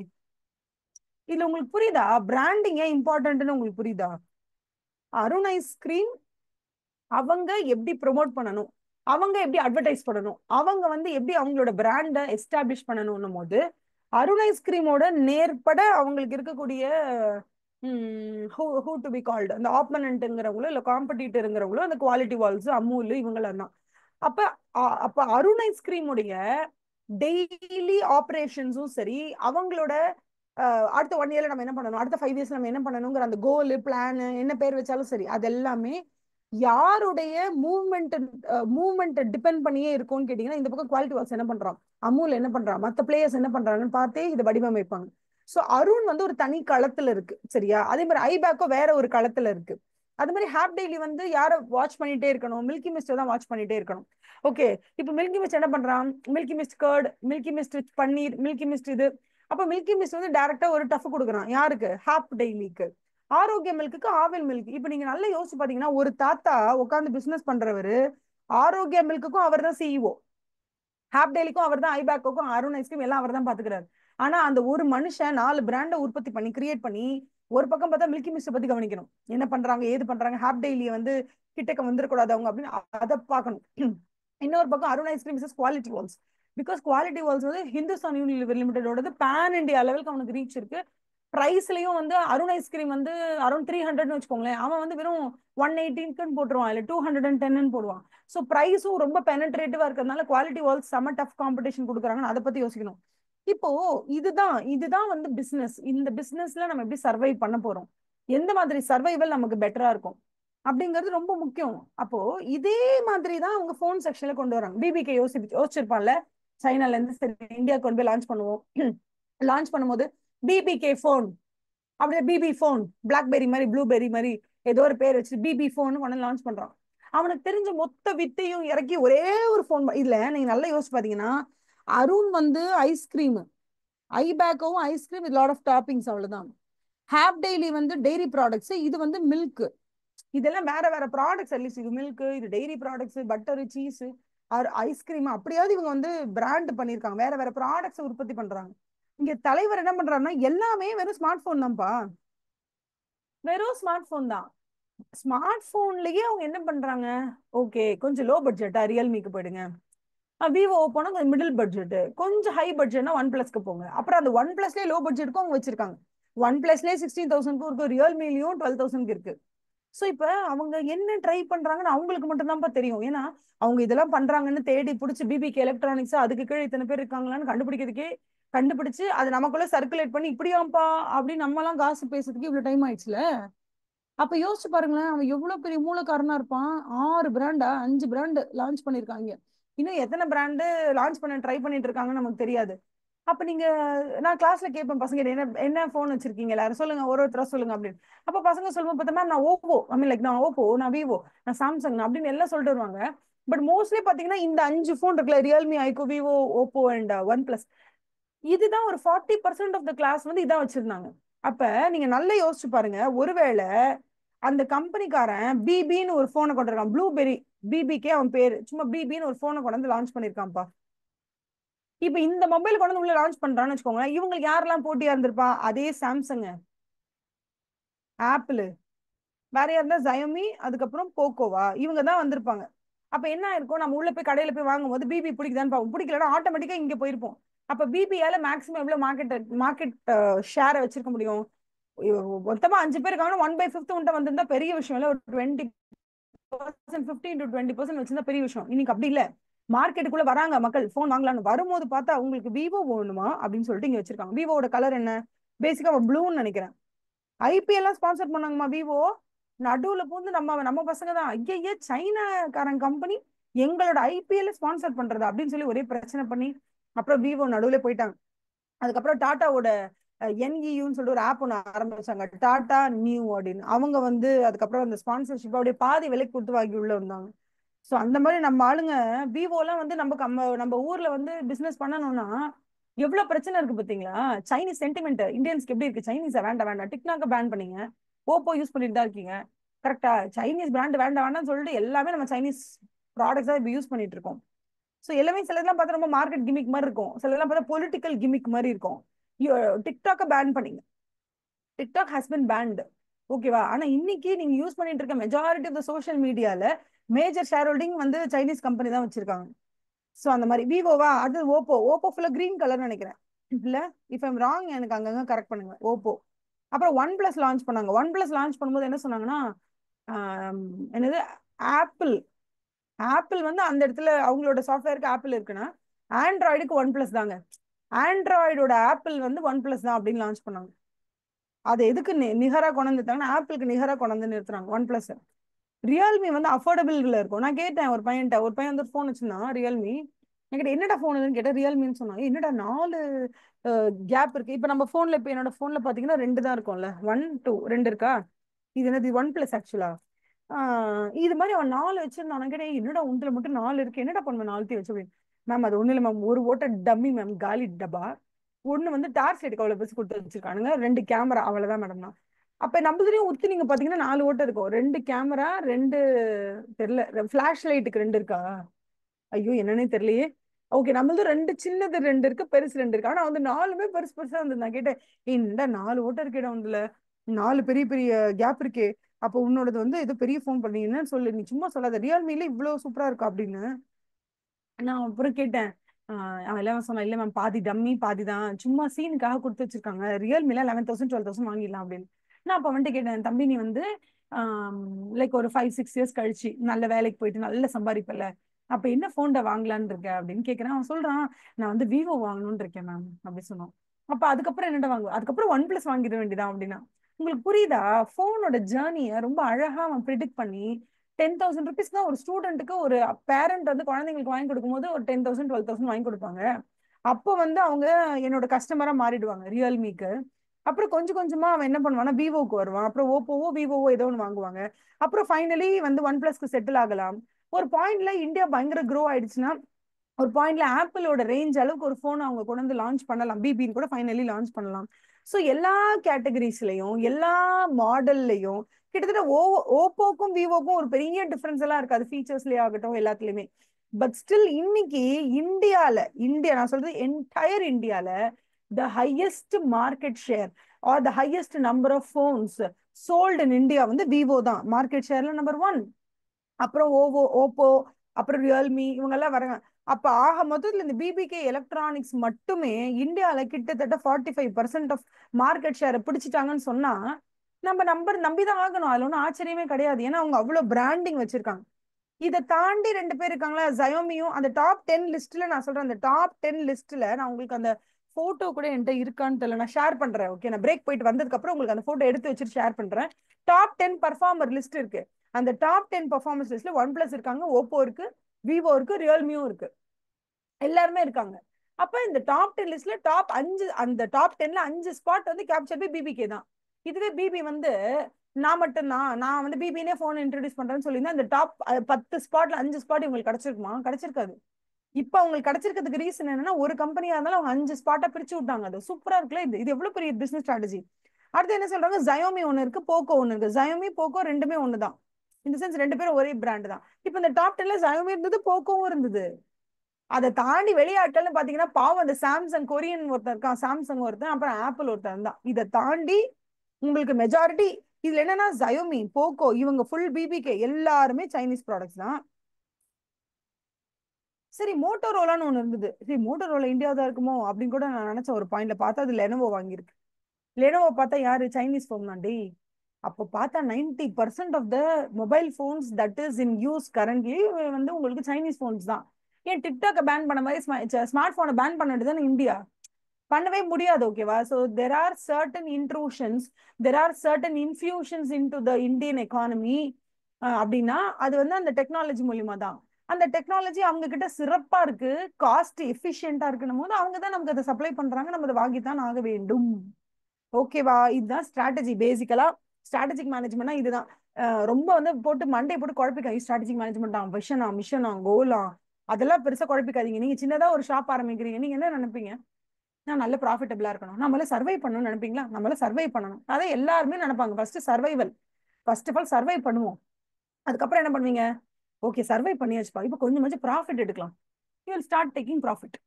ப்ராஃபிட் நல்லா வர ஆரம்பிச்சிச்சு, ஒரு ஸ்டெபிலிட்டி வந்துருச்சு, நம்ம கம்பெனி அழிக்கிறதுக்கு யாரும் இப்போ இல்லை, ஓரளவுக்கு ஸ்டேபிளா இருக்கும்னும் போது அடுத்தது என்ன பண்ணணும், ஓகே அடுத்தது ஒரு பிராண்டை கிரியேட் பண்ணுவோம். அடுத்தது என்ன பண்ணுவோம், தமிழ்நாட்டில் மட்டும் இல்லாம அடுத்தது மாநிலங்களுக்கு போகலாம், இந்தியா ஃபுல்லா போகலாம், இந்தியா ஃபுல்லா சக்சீட் ஆகிட்டா வெளிநாட்டுக்கு போகலாம். அந்த மாதிரி லொகேஷனை இன்னும் எக்ஸ்பேண்ட் பண்ணுவீங்க. அதுக்கப்புறம் என்ன பண்ணுவீங்க, ப்ராடக்ட் இன்னும் குவாலிட்டியா இன்னும் டிஃப்ரெண்ட் வெரைட்டிஸ் கொடுப்பீங்க. அப்ப உங்களால என்னென்ன மாற்றங்களை கொண்டு வர முடியும்னு நீங்களே உட்காந்து யோசிச்சாலே ஸ்ட்ராட்டஜிக் மேனேஜ்மெண்ட் புக்கு நம்மளே தமிழ்ல எழுதிடலாம். அது இங்கிலீஷ்ல இருக்கிறதுனால தான் நம்ம படிக்க வேண்டியிருக்கு. என்ன பண்றது? ஸோ ஃபர்ஸ்ட் நமக்கு என்ன தெரியுமா வேணும், ப்ராடக்ட்பா. நம்ம ஃபர்ஸ்ட் சர்வை பண்ண பார்ப்போம், உயிரோட இருக்கட்டும். அப்புறம் ப்ராஃபிட் பண்ண பார்ப்போம். நல்ல ஸ்டெபிலிட்டி வந்துருச்சுன்னா நம்ம 2 விஷயத்துல தான் கான்சென்ட்ரேட் பண்ணுவோம். ஒன்னு ப்ராடக்ட், அதுல என்னென்ன வெரைட்டி இருக்குன்னு பார்ப்போம். என்னென்ன ப்ராடக்ட் லான்ச் பண்ணலாம், அருண் ஐஸ்கிரீம், ஆரோக்கியா, ஓகே இது அதுன்னு எல்லாம் லான்ச் பண்ணுவீங்கல்ல, அந்த மாதிரி லான்ச் பண்ணுங்க. ப்ராடக்ட் வேரியேஷனை கொண்டு வாங்க, ப்ராடக்ட் டிஃபரன்சியேஷன் கொண்டு வாங்க, டிஃபரெண்ட் ப்ராடக்ட்ஸ்குள்ள களத்துல இறங்குங்க. அப்ப அந்த ப்ராடக்ட்ல நீங்க மேம்பாட்டு கொண்டு வருவீங்க. You will improve in terms of product, என்ன சொல்றது, வெரைட்டிஸ். நம்பர் 2, பிரைஸ் பாயிண்ட்ஸ் பாருங்க. ஓ 10,000 தான் வச்சிருக்கானா, அவனுக்கு ரியல்மி கொஞ்சம் பிரைஸ் இன்க்ரீஸ் ஆகுதா, ஓகே அவனால 25,000 வாங்க முடியுமா, let him go to Vivo இல்ல ஓப்போ. இல்ல he wants to buy for 48,000 50,000, let him go to OnePlus. அந்த வெரைட்டியும் நீங்க கொடுக்குறீங்க, அது ஓவர் பீரியட் ஆஃப் டைமும் கொடுக்குறீங்க. இப்போ ஃபார் எக்ஸாம்பிள் OnePlus இருக்கு, OnePlusலயே நான் எல்லா பிரைஸ் பாயிண்ட்டும் கொடுத்தேன்னா கூட மக்களுக்கு வெரைட்டி வேணும். அப்ப அந்த வெரைட்டியும் நீங்க கொடுக்கணும், டிஃப்ரெண்ட் பிரைஸ் பாயிண்ட்ஸ்லயும் கொடுக்கணும். இது உங்களுக்கு செகண்ட் மேட்டர். நம்ம ரெண்டாவது. மூணாவது என்னன்னா லொகேஷன். லொகேஷன் ஒண்ணு இருக்குல்ல. ஃபார் எக்ஸாம்பிள் டெஸ்லா ஏன் இன்னும் இந்தியாவுக்குள்ள ஒரு மேனுஃபேக்சரிங் செக்டர் ஓப்பனே பண்ணல? ஏன்னா டெஸ்லாவை பொறுத்த வரைக்கும் சைனால அவன் ஒரு மேனுஃபேக்சரிங் செக்டர் ஓபன் பண்ணியிருக்கான்னா, சைனால வருஷத்துக்கு 5 லட்சம் டெஸ்லா விக்குது மினிமம். நான் சொல்றேன், நான் இந்த ஆர்டிகிள படிச்சு கிட்டத்தட்ட 1.5-2 வருஷம் ஆகுது. அப்ப 5 லட்சம், இப்ப ப்ராபப்ளி 8 லட்சம் வெஹிக்கிள்ஸ் கூட அங்க விற்கலாம். நான் சொல்றது 5 லேக்ன்றது நம்பர். 5 lakh units are being sold in China. Tesla. இந்தியால மேனுஃபேக்சரிங் செக்டர் கிடையாது, ஸோ நம்ம இம்போர்ட் தான் பண்றோம்.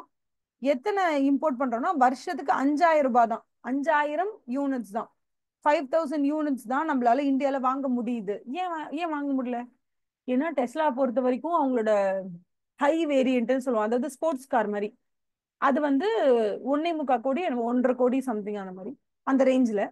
அதுக்கப்புறம் அடுத்தது கொஞ்சம் ஸ்போர்ட்ஸ் கார் தான், பட் கொஞ்சம் அஃபோர்டபுள்னு சொல்லிட்டு 75 லட்சத்துக்கு ஒன்று வச்சிருக்கான்.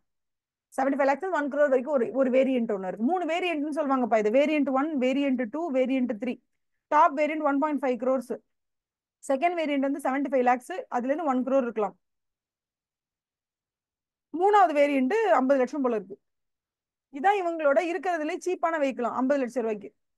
45 lakhs and 50 lakhs குள்ள வரும் போல. Indian diaspora, Indian domain or Indian economy as a whole is a growing economy, no doubt. But 50 லட்சம் ரூபா கொடுத்து சீப்பான காரை வாங்குற அளவுக்கு நம்ம இன்னும் வளரல. இதுதான் கான்செப்ட். அப்ப டெஸ்லா ஒரு நல்ல கம்பெனியா இருக்கலாம், அவங்களோட ப்ராடக்ட் ரொம்ப நேர்த்தியான ப்ராடக்டா இருக்கலாம், எல்லாமே ஓகே. ஆனா டேட்டான்னு ஒண்ணு இருக்குல்ல, மக்களுடைய அஃபோர்டபிலிட்டின்னு ஒண்ணு இருக்குல்ல, இதெல்லாம் பார்த்தா தானே நம்மளால டிசைட் பண்ண முடியும். அப்ப இந்தியால இருக்கவங்க கார் வாங்குறாங்க, ஆனா அவங்களோட அஃபோர்டபிலிட்டிங்கிறது ஒரு 10 to 15 lakhs or maximum 20 lakhs வச்சுக்கோங்களேன். ஒரு இஎம்ஐ போட்டு வாங்கினா கூட நம்ம மனசாட்சிக்கு விரோதம் இல்லாம நம்ம ஒரு கார் வாங்கணும்னா, எனக்கெல்லாம் 10 lakhs அவ்வளவுதான், 10 to 20 lakhs மேக்ஸிமம். அதுக்கு மேலாம் போச்சு நான் சொல்றேன், இடத்த வாங்கி போடுங்க ஐயா அப்படின்னு. ஒரு இடத்த வாங்கி போடுங்க, 10 வருஷத்துல அது கொடுக்கும் டபுள்.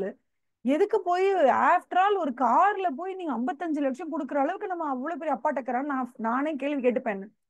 ஸோ 50 lakhsக்கெல்லாம் நீங்க வீடே வாங்கிடலாம். ஸோ இந்தியாவில வந்து 55 லட்சத்தை சர்வசாதாரணமா கொடுத்து இந்த ஒரு கார் வேணும் அப்படிங்கிற அளவுக்கு நம்ம டெவலப் ஆகலைங்கிறத நான் என்ன சொல்றேன்னா, 5,000 கார் வாங்கியிருக்காங்க இந்தியாவில், அவங்களும் டெவலப் தான் இருக்காங்க. ஒரு பொதுமக்கள், ஒரு வெகு ஜனம்னு சொல்லுவோம் நம்ம, மாஸ் பாப்புலேஷன், அவங்க இன்னும் அந்த ரேஞ்சுக்கு வரல.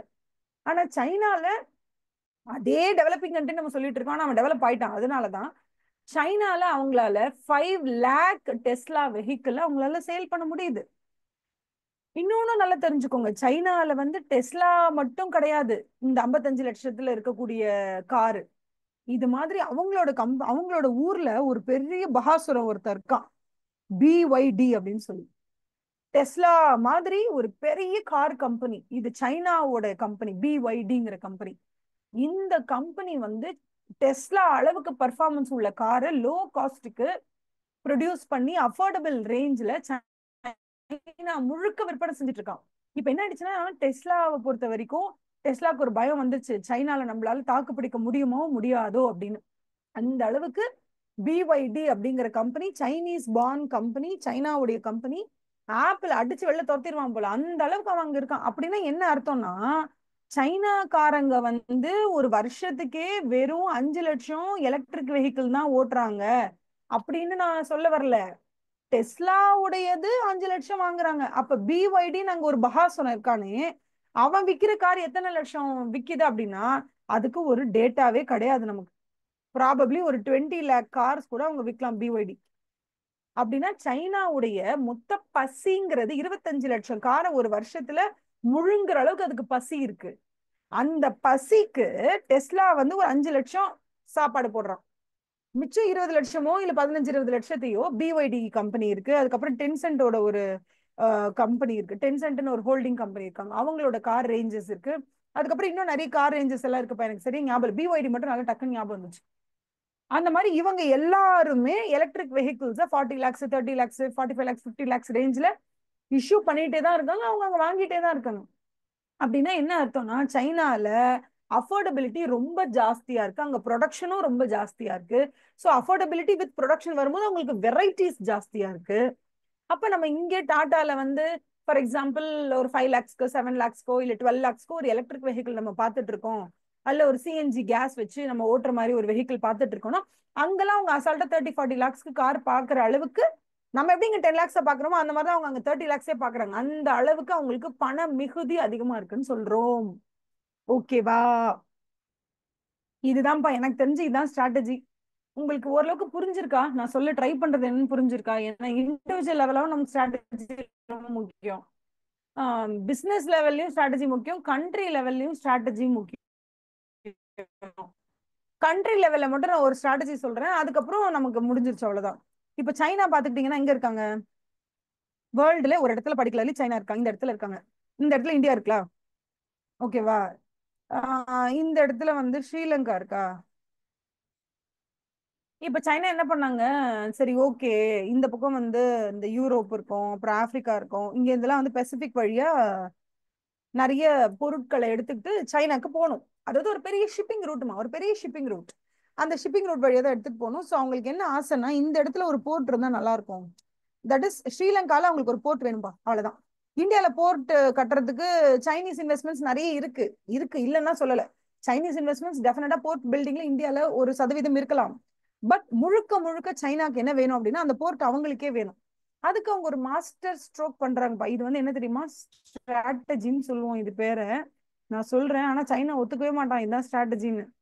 சைனா என்ன சொன்னாங்கன்னா, ஹாய் ஸ்ரீலங்கா, நீங்க வந்து ஏன் வந்து நீங்க ரொம்ப அழகான இடத்துல இருக்கீங்க, இந்தியாவுக்கும் எனக்கும் நடுவுல வேற இருக்கீங்க, அது மட்டும் இல்லாம பெசிபிக்ல இருந்து எங்க கண்ட்ரிக்கு மற்றும் அல்லாமல் ஜப்பானுக்கோ அல்லது கொரியாவுக்கோ இல்ல எந்த கண்ட்ரிக்கு, ஆஸ்திரேலியாக்கோ நியூசிலாண்டுக்கோ எந்த பக்கம் போனாலும் இந்த பக்கமா வந்துதான் போகணும். இப்படி ஒரு அழகான இடத்துல நீங்க இருந்துட்டு உங்களோட அந்த ஜியோ பொலிட்டிக்கல் பாலிட்டிக்கலாவும் நீங்க ரொம்ப ஸ்பெஷலான இடத்துல இருக்கீங்க. ஏன்னா 4-5 கண்ட்ரி உங்களை வச்சு நீங்க தான் முக்கியம், நடுவுல இருக்கீங்கல்ல. அதனால உங்க லேண்ட் யாருக்கு கிடைக்குதோ அங்கேருந்து துப்பாக்கி சூடு நடத்துவான், அங்கேருந்து குண்டு போடுவான், எல்லாமே பண்ணுவான்ல. அப்ப பொலிட்டிக்கலாவும் இந்த இடம் ரொம்ப ஸ்பெஷல், ஜியாகிரபிக்கலாவும் பல கண்ட்ரிஸ்க்கு நடுவுல நீங்க இருக்கீங்க. என்னால இந்தியாவுக்கு போய் பண்ண முடியாது, அதான் நான் ஸ்ரீலங்காக்கு வந்துட்டேன்னா அங்கே நான் இந்தியாவை போட்டு தாக்கிடுவேன் அப்படின்னு சொல்லி சைனாக்காரன் என்ன பண்றான்னா எனக்கு ஸ்ரீலங்கால ஒரு இடம் வேணும்னு முடிவு பண்றான் அப்படின்னு வச்சுக்கோங்களேன். ஸ்ரீலங்கா கிட்ட போய் கேட்கும் போது, என்ன ஸ்ரீலங்கா இவ்வளவு சூப்பரான இடத்துல இருக்கீங்க, நீங்க என்ன இப்படி அமைதியாவே இருந்தா என்ன அர்த்தம், நீங்க நல்ல ஒரு பெரிய போர்ட் ஒண்ணு கட்டக்கூடாது, நீங்க மட்டும் ஒரு போர்ட் கட்டிட்டீங்க அப்படின்னு சொன்னா அப்படியே அந்த பெசிபிக் சைடு, இதான் பெசிபிக் சைடு, அந்த பெசிபிக் சைட்ல இருக்கிறவங்க எல்லாரும் அங்கேருந்து அந்த பெரிய பெரிய கப்பலை கொண்டு வரும்போது உங்க பக்கம் நிறுத்தி அன்லோடிங் ரீலோடிங் எல்லாம் பண்ணிப்பாங்களே, இவ்வளவு பெரிய ஸ்பெஷலான இடத்துல இருக்கீங்க, நீங்க இதை செய்யக்கூடாதுன்னு சொல்ல ஸ்ரீலங்கா வந்து சரி ஓகே நமக்கு ஏதாவது பிரைப் வருதா, நமக்கு ஏதாவது கமிஷன் வருதான்னு பார்த்துருப்பானுங்க அங்க இருக்கிற டாப் லீடர்ஸ். லிட்டரலி அது அப்படிதான் அந்த கண்ட்ரி. கொஞ்சம் அங்க பார்த்துட்டு சரி ஓகே நான் எங்களுக்கு ஓகேங்க அப்படின்னு சொல்லிட்டாங்க. உடனே சைனா என்ன பண்றாங்க, அங்க இருந்து லோன் கொடுக்குறாங்க. நாங்க உங்களுக்கு லோன் கொடுக்குறோம், நீங்க தாராளமா அந்த லோனை வாங்கி ஒரு போர்ட்டை கட்டுங்க அப்படின்னு சொல்றாங்க. சரி லோன் கொடுக்குறாங்க, சூப்பர் சூப்பர் லோன் வாங்கிக்கலாம்னு சொல்லி லோன் வாங்கிட்டாங்க. பல பில்லியன் டாலர்ஸ் லோன் வாங்கியாச்சு. வாங்கின உடனே ஸ்ரீலங்கா சொல்லுது, என்னங்க நீங்க லோன் எல்லாம் கொடுத்துட்டீங்க ஓகே, ஆனா போர்ட் எப்படி பில் பண்ணணும்னு எங்களுக்கு தெரியாது, நாங்க எப்படி பில் பண்றது, நீங்க ஏன் கவலைப்படுறீங்க, நான் உங்களுக்கு போர்ட் பில் பண்ணி தரேன், அதுக்கான டெக்னிக்கல் நோஹவ், அதை எப்படி நீங்க வந்து கம்ப்ளீட்டா போர்ட் டே 1ல இருந்து ஒரு 3-4 வருஷம் ஆகும் அதை கட்டி முடிக்கணும். அந்த 4 வருஷமும் நான் இருக்கேன் பயப்படாதீங்கன்னு சொல்லி இந்த வாசனைக்கு ஒரு ஆடு கொடுப்பாங்கல்ல, நாங்க இருக்கோம். அந்த மாதிரி சைனா வந்து நாங்க இருக்கவங்க உங்களுக்கு செஞ்சு கொடுக்குறோம்னு சொல்லிடுச்சு. சொன்ன உடனே இவங்க okay Sri Lanka Sri Lanka be like okay super, அவங்களே லோனும் கொடுக்குறாங்க, அவங்களே கட்டி டோட்டா போர்ட். இந்த இந்த போர்ட் பேர் சொல்ல மறந்துட்டேன், ஹம்பன் டோட்டா. ஹம்பன் டோட்டா இது பேரு ஹம்பன் டோட்டா. இந்த ஹம்பன் டோட்டா போர்ட்டே நமக்கு தான். அதுக்கப்புறம் எல்லாரும் அது வழியா தான் வருவாங்க போவாங்க. நமக்கு ரொம்ப ஜாலின்னு ஸ்ரீலங்கா ஒரே கனவுல மிதக்க, அப்படியே சில வருடங்களோட அப்படியே சைனா லோனை கொடுக்க, அங்கிருந்தே சைனா என்ன பண்றாங்க, காசை கொடுங்க நானே உங்களுக்கு கட்டித்தரேன்னு சொல்ல. அப்ப என்னன்னா நீங்க நல்லா யோசிச்சு பாருங்க, இது ரொம்ப அழகான ஸ்ட்ராட்டஜி. இங்க இருந்து ஃபர்ஸ்ட் ஸ்ரீலங்காவுக்கு என்ன வருதுன்னா பணம் தான் வருது. ஓகே, டாலர் பேசிஸ்லயோ இல்ல சைனீஸ் யுவான் பேசிஸ்லயோ, யுவான் கூட வச்சுக்கோங்களேன், யுவான் பேசிஸ்ல அங்கேயே நீங்க யுவானை கொடுக்குறாங்க. இவங்க கேட்பாங்க இல்ல யுவான் வேணா டாலர் வேணும்னா டாலரா மாத்தி கொடுப்பாங்க, அதெல்லாம் ஒன்றும் பிரச்சனை இல்லை, கொடுத்தாச்சு. அதுக்கப்புறம் இந்த யுவானை திருப்பி இங்கே கொடுத்துறாங்க. எதுக்கு? யுவானை ஸ்ரீலங்கா என்ன பண்ணுதுன்னா மறுபடியும் சைனாக்கே அனுப்புது.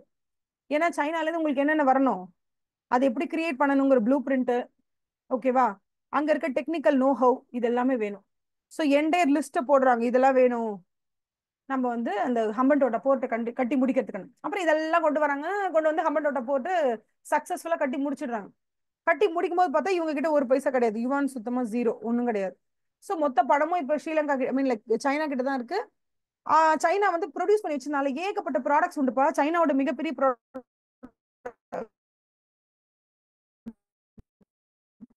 மிகப்பெரிய ப்ராப்ளம் என்ன தெரியுமா, அவனோட பிரச்சனையே. ஏன்னா இன்னைக்கு தேதிக்கு அவனுக்கு ப்ரொடக்ஷன் கெப்பாசிட்டி பயங்கரமா இருக்கு, ஆனா அவன் ப்ரொடியூஸ் பண்றதெல்லாம் அவனால விற்கவே முடியல. யார்கிட்ட போய் நீங்க வாங்கிக்கிறீங்களா வாங்கிக்கிறீங்களா நான் எவ்வளவு ட்ரை பண்ணி புஷ் பண்றான், ஆனா எல்லாரும் சைனீஸ் ப்ராடக்ட்ஸா எனக்கு வேண்டாம் உனக்கு வேண்டாம் சீனை போட்டுட்டு அப்புறம் கொஞ்சம் கொஞ்சம் வாங்கி யூஸ் பண்ணிக்கிறாங்க. இந்த ஓவர் ப்ரொடக்ஷன் தான் இப்ப சைனாக்கு பிரச்சனையே. நான் ஏன் சைனாக்கு ரொம்ப சப்போர்ட் பண்ணி பேசுற மாதிரி உங்களுக்கு தெரியுதோ அப்படின்னு ஃபீலிங். அப்படி தெரிஞ்சதுன்னா ஏன் நான் அதை நினைக்கிறேன்னா, ஏன் நம்மளால சைனா மாதிரி இருக்க முடியலன்ற ஒரு ஆதங்கம், அவ்வளவுதானே தவிர சைனா சூப்பர் இல்லைங்கிறத விட சைனா மாதிரி ஒரு பாப்புலேஷன் நம்மளும் வச்சிருக்கோம், சைனாவை விட அதிகமான ரிசோர்சஸ் கூட நம்மகிட்ட இருக்கும். இல்ல அது அளவுக்கு ஈக்குவலா இருக்கலாம், இல்ல அதை விட கம்மியா இருக்கலாம், வாட் எவர். ஆனா சைனாவோட growth அளவுக்கு ஏன் நம்மளால வர முடியல, எந்த இடத்துல நம்ம மிஸ் பண்ணோம், நான் நிறைய வாட்டி யோசிச்சு பார்ப்பேன். அதுக்கு நிறைய பொலிட்டிக்கல் ரீசன்ஸ் இருக்கு, நிறைய ஜாகிரபிக்கல் ரீசன்ஸ் இருக்கு, நிறைய வந்து கவர்மெண்டல் ரீசன்ஸும் இருக்கு. அங்க இருக்கிற கவர்மெண்ட் எப்படிப்பட்ட கவர்மெண்ட், இங்க இருக்கிற கவர்மெண்ட் எப்படிப்பட்ட கவர்மெண்ட், அவங்க அங்க சோசியலிசம் ஃபாலோ பண்றாங்க, நம்ம இங்க மிக்ஸ்ட் எக்கானமி ஃபாலோ பண்றோம், அதெல்லாம் இருக்கு. பட் அதை விட்டுருங்க, இப்ப ஸ்ட்ராட்டஜிக் மேனேஜ்மெண்ட் வந்தீங்கன்னா சைனா ஓவர் ப்ரொடக்ஷன், பொருளை உற்பத்தி பண்ணி வச்சுக்கிட்டு வாங்க ஆள் இல்லை அவனுக்கு. இப்ப அவன் என்ன பண்றான், ஸ்ரீலங்கா கிட்ட போய் இந்த பொருள்லாம் வாங்கிக்கோனா வாங்கிப்பானா, வாங்கிக்க மாட்டான். அதனால அவன்கிட்ட என்ன போய் என்ன சொல்றான்னா, நீ லோனை வாங்கிக்கோங்கிறான். அவன் ஓகே ஓகே லோன் தானே, இப்ப அவன் கடன் கொடுக்க வந்திருக்காரு, இவரை பார்த்து தப்பா இன்ஸ்ட்ருமெண்ட் சொல்லி லோன் கொடுத்தான். லோனை வாங்கிட்டு லோனு கொடுத்தோன்னு நம்ம பொருளை வாங்கிக்கோன்னு சொல்லும்போது என்ன பண்ண முடியும், சரி ஓகே அவங்க நமக்கு போர்ட்டே கட்டி கொடுக்குறாங்க, லெட்டஸ் கெட் த போர்ட் அப்படின்னு சொல்லிட்டு ஓகேன்னு சொல்றாங்க. அப்ப ஆட்டோமேட்டிக்கா என்ன ஆயிடுதுன்னா இந்த இந்த யுவான் ஃபுல்லாத்தையும் யூஸ் பண்ணி சைனால இருக்கிற எல்லா ப்ராடக்ட்ஸையும் அவன் பர்ச்சேஸ் பண்றான். இப்போ ஒரே கல்லுல 2 மாங்காய், அந்த 2 மாங்கால ஒரு மாங்காய் என்னன்னா ஓவர் ப்ரொடக்ஷனா சேல் ஆயிடுச்சு. இப்போ அவனுக்கு அந்த வருஷத்துல எவ்வளவு ஓவர் ப்ரொடியூஸ் பண்ணி வச்சிருந்தாலும் சேல் பண்ண ஆளே இல்லாம தவிச்சாங்களோ அது எல்லாத்தையும் இப்ப யார் தலையில கட்டிட்டாங்க, யாரோட தலையில கட்டியிருக்காங்க, இப்போ ஸ்ரீலங்கா தலையில கட்டியாச்சு. அந்த ஃபுல் வெயிட் இப்போ ஸ்ரீலங்கா தலையில தான் இருக்கு. என்ன ஃபார்மெட்ல இருக்கு, போர்ட் ஃபார்மெட்ல கொண்டு வச்சாச்சு. அப்ப ஒரு மாங்காய் டன், ஓவர் ப்ரொடக்ஷன் சேல் பண்ணியாச்சு, லோன் கொடுத்து சேலும் பண்ணியாச்சு, அப்பாடா ஓகே. அப்ப இந்த 2வது மாங்காய் என்னங்க மேடம் அப்படின்னு நீங்க கேட்டீங்கன்னா, போர்ட் கட்டி முடிச்சாங்களா, முடிச்ச உடனே திறப்பு விழா நடக்குது. அப்படியே அங்க இருந்து ஜி ஜின்பிங் எல்லாம் வராரு, இங்க இருந்து அப்படியே ஸ்ரீலங்கால இருந்து அந்த ராஜபக்சேவா யார் ஆண்டுகிட்டு இருந்தாங்களோ அவங்க வராங்க, எல்லாரும் வந்து அப்படியே ஓப்பனிங் செரிமனி எல்லாம் அப்படியே பலமா நடக்குது. எல்லாம் நடந்து முடிஞ்சதுக்கு அப்புறம் பார்த்தா ஹம்பன்டோட்டா போர்ட்டுக்கு ஒரு கப்பல் கூட வந்து நிக்கல. இங்கதான் ஹைப்பே, ஒரு கப்பல் கூட வந்து நிக்கல. ஒரு பாயிண்ட்ல பார்த்தா போர்ட்ல அங்கங்க புல்லு பூண்டு எல்லாம் முளைக்க ஆரம்பிச்சிருச்சு. ஒரு பாயிண்ட்ல பார்த்தா போர்ட்ன்ற அடையாளமே தெரியாம யானை குடியெல்லாம் வந்து விளையாட ஆரம்பிச்சிச்சு போர்ட்டுக்குள்ள. அவ்வளவுதான், அவங்களுக்கு ரொம்ப அப்படியே ரொம்ப டென்ஷன் ஆயிட்டாங்க. இவங்க என்னடா இது, இவன் என்ன சொன்னா நம்ம கிட்ட, இங்க இங்க மட்டும் நீ போட்டு ஸ்டார்ட் பண்ணு, அப்படியே அவ்வளவுதான் தெரியும்ல, இங்க வந்து நிக்க நேரம் இருக்காது, அந்த அளவுக்கு போட்டு செம ஃபேமஸா இருக்கும் தானே நம்ம கிட்ட சொன்னாங்க. நம்ம அதனாலதானே உள்ள வந்தோம். இங்க என்னடா வந்தோடனே பார்த்தா சரி என்னன்றது ஒண்ணும் புரியல. இவங்களா இங்க மெயில் போடுறாங்க எல்லாத்துக்கும், ஏன் யாருமே இங்க நிக்க மாட்டீங்க என்ன ஏதுன்னு எல்லாருக்கும் மெயில் போடுறாங்க, ஒன்னும் ரிப்ளையும் இல்ல. சைனா கிட்ட கேக்குறாங்க, என்ன சைனா இப்படி ஏமாத்திட்டியே, நீ என்ன சொன்ன, நீ இங்க ஆரம்பிச்ச எல்லா பாவம் அழுது புரண்டு பண்றாங்க. ஒரு பாயிண்ட்ல ஸ்ரீலங்காக்கு தெரிய வருது என்னன்னா, ஜி இங்க ஹம்பன்டோட்டா போர்ட்ல நிறுத்தவே கூடாதுன்னு சைனா தான் ஆர்டரே போட்டிருக்கு அப்படின்ட்டாங்க. அவ்வளவுதான். ஸ்ரீலங்கா பி லைக் என்னடா சொல்றீங்க அப்படிங்கிற மாதிரி ஒரு எஃபெக்ட் முடிச்சதுக்கு அப்புறம் என்ன ஆச்சுன்னா, இவங்க போய் சைனா கிட்ட சண்டை போடுறாங்க. என்ன சைனா என்ன நினைச்சிட்டு இருக்க, ஹவு டேர் யூ அப்படி இப்படின்னு கழுத்து போட்டு சண்டை போடுறாங்க. யாரு சைனா, சைனா எப்பேற்பட்ட ஆளு, ஸ்ரீலங்கா எத்துக்கணும்னு ஆளு, போய் சண்டை போட்டா எல்லாம் நடந்துருமா, அதெல்லாம் முடியாது, நீ எனக்கு வட்டியை கட்டு அப்பதான் நான் அதை ஓபன் பண்ணுவேங்கிறான். நீ வாங்கின கடனை வாங்கின, நீ வட்டியே கட்ட மாட்டேங்கிற, நீ வட்டி கட்டலன்னா நான் எப்படி உன்னோட போர்ட்டை வந்து இயங்க விட்டுருவேனா, நீ வட்டியை கரெக்டா கட்டினாதான் நான் போர்ட்டை வந்து ஆபரேஷனல் மோட்ல இருக்கவே விடுவேன் அப்படிங்கிறான். ஏண்டா நீ தான்டா சொன்ன கட்டித்தருவேன், அது ரன் ஆகும், அது ரன் ஆகி வர ரெமுனரேஷன்ல இருந்து நான் வந்து வட்டி காசையும் பிரின்சிபல் அமௌண்ட்டும் எடுத்துக்கிறேன், அதுக்கப்புறம் வரதை நீ எடுத்துக்கோன்னு சொன்னியேடா அப்படிலாம். நீ போய் அழுதானா ஒன்னும் அங்க பண்ண முடியாது. அவங்க என்ன சொல்லிட்டாங்க, சைனா வந்து அதெல்லாம் தெரியாது, நீ வந்து வட்டி வட்டி பணத்தை வை, அப்புறமா நான் வந்து ஓபன் பண்ணி விடுறேன்னு சொல்லிட்டாங்க. இதெல்லாம் வந்து ரொம்ப நான் சொல்ற மாதிரி அப்படியே எல்லாம் ஒரு 10 நாள்ல எல்லாம் நடக்கல, இதெல்லாம் வருஷ கணக்குல அப்படியே ஆயிருக்கு கொஞ்சம் கொஞ்சம் கொஞ்சமா. ஓகேவா, எல்லாம் அப்படியே அவுட் ரைட்டா அதெல்லாம் தர முடியாது சொல்லிருக்க மாட்டாங்க. இல்ல ஜி நாங்க வந்து எங்க சைட்ல இருந்தெல்லாம் நாங்க எதுவும் பண்ணல, நாங்க வந்து என்ன சொன்னோம்னா எங்களோட கண்ட்ரியோட நேஷனல் இன்ட்ரெஸ்ட் காப்பாத்திக்கிறதுக்காக அந்த பக்கம் வர கப்பல் எங்களோட போர்ட்ல எது எதெல்லாம் நின்னுச்சோ அதெல்லாம் எங்க கிட்ட நிக்கட்டும், மத்தவங்க யாராவது வந்தாங்கன்னா உங்ககிட்ட நின்னுக்கோங்கன்னு தான் நான் சொன்னேன். அதனால எங்க கண்ட்ரியோட கஸ்டமர்ஸ் மட்டும் தான் எங்களோட இதுக்கு வராங்க, மத்தபடி அவுட் சைட்ல இருக்கவங்க எல்லாருமே நான் உங்களோட இடத்துல வந்து நின்னுக்க சொல்லிட்டேனே, ஏன் யாருமே நிக்கலையா, இப்படி எல்லாம் உருட்டி இருப்பான்.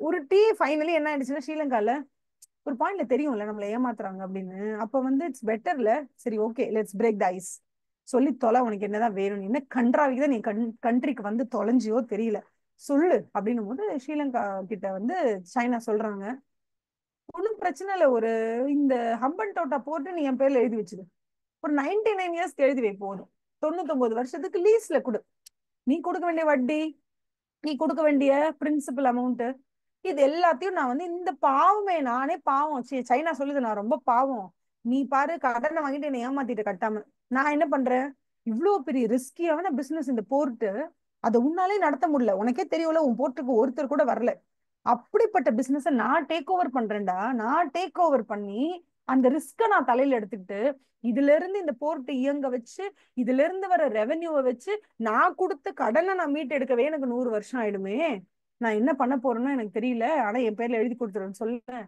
ஸ்ரீலங்கால ஓ இதான் உன்னோட பிளானா, இதுக்குதான் நீ பெல்ட் ரோடு இனிஷியேட்டிவ் சொல்லிட்டு இந்த பக்கம் வந்தியா அப்படின்னு சொல்லி அழுதுகிட்டே உள்ள அழுவாங்க, பட் வெளில அழுவ முடியாது, போயிட்டு அழகா ஸ்ரீலங்கன் கவர்மெண்ட் 99 இயர்ஸ் லீஸுக்கு போய் சைனை போட்டு கொடுத்துட்டு வந்துட்டாங்கோ.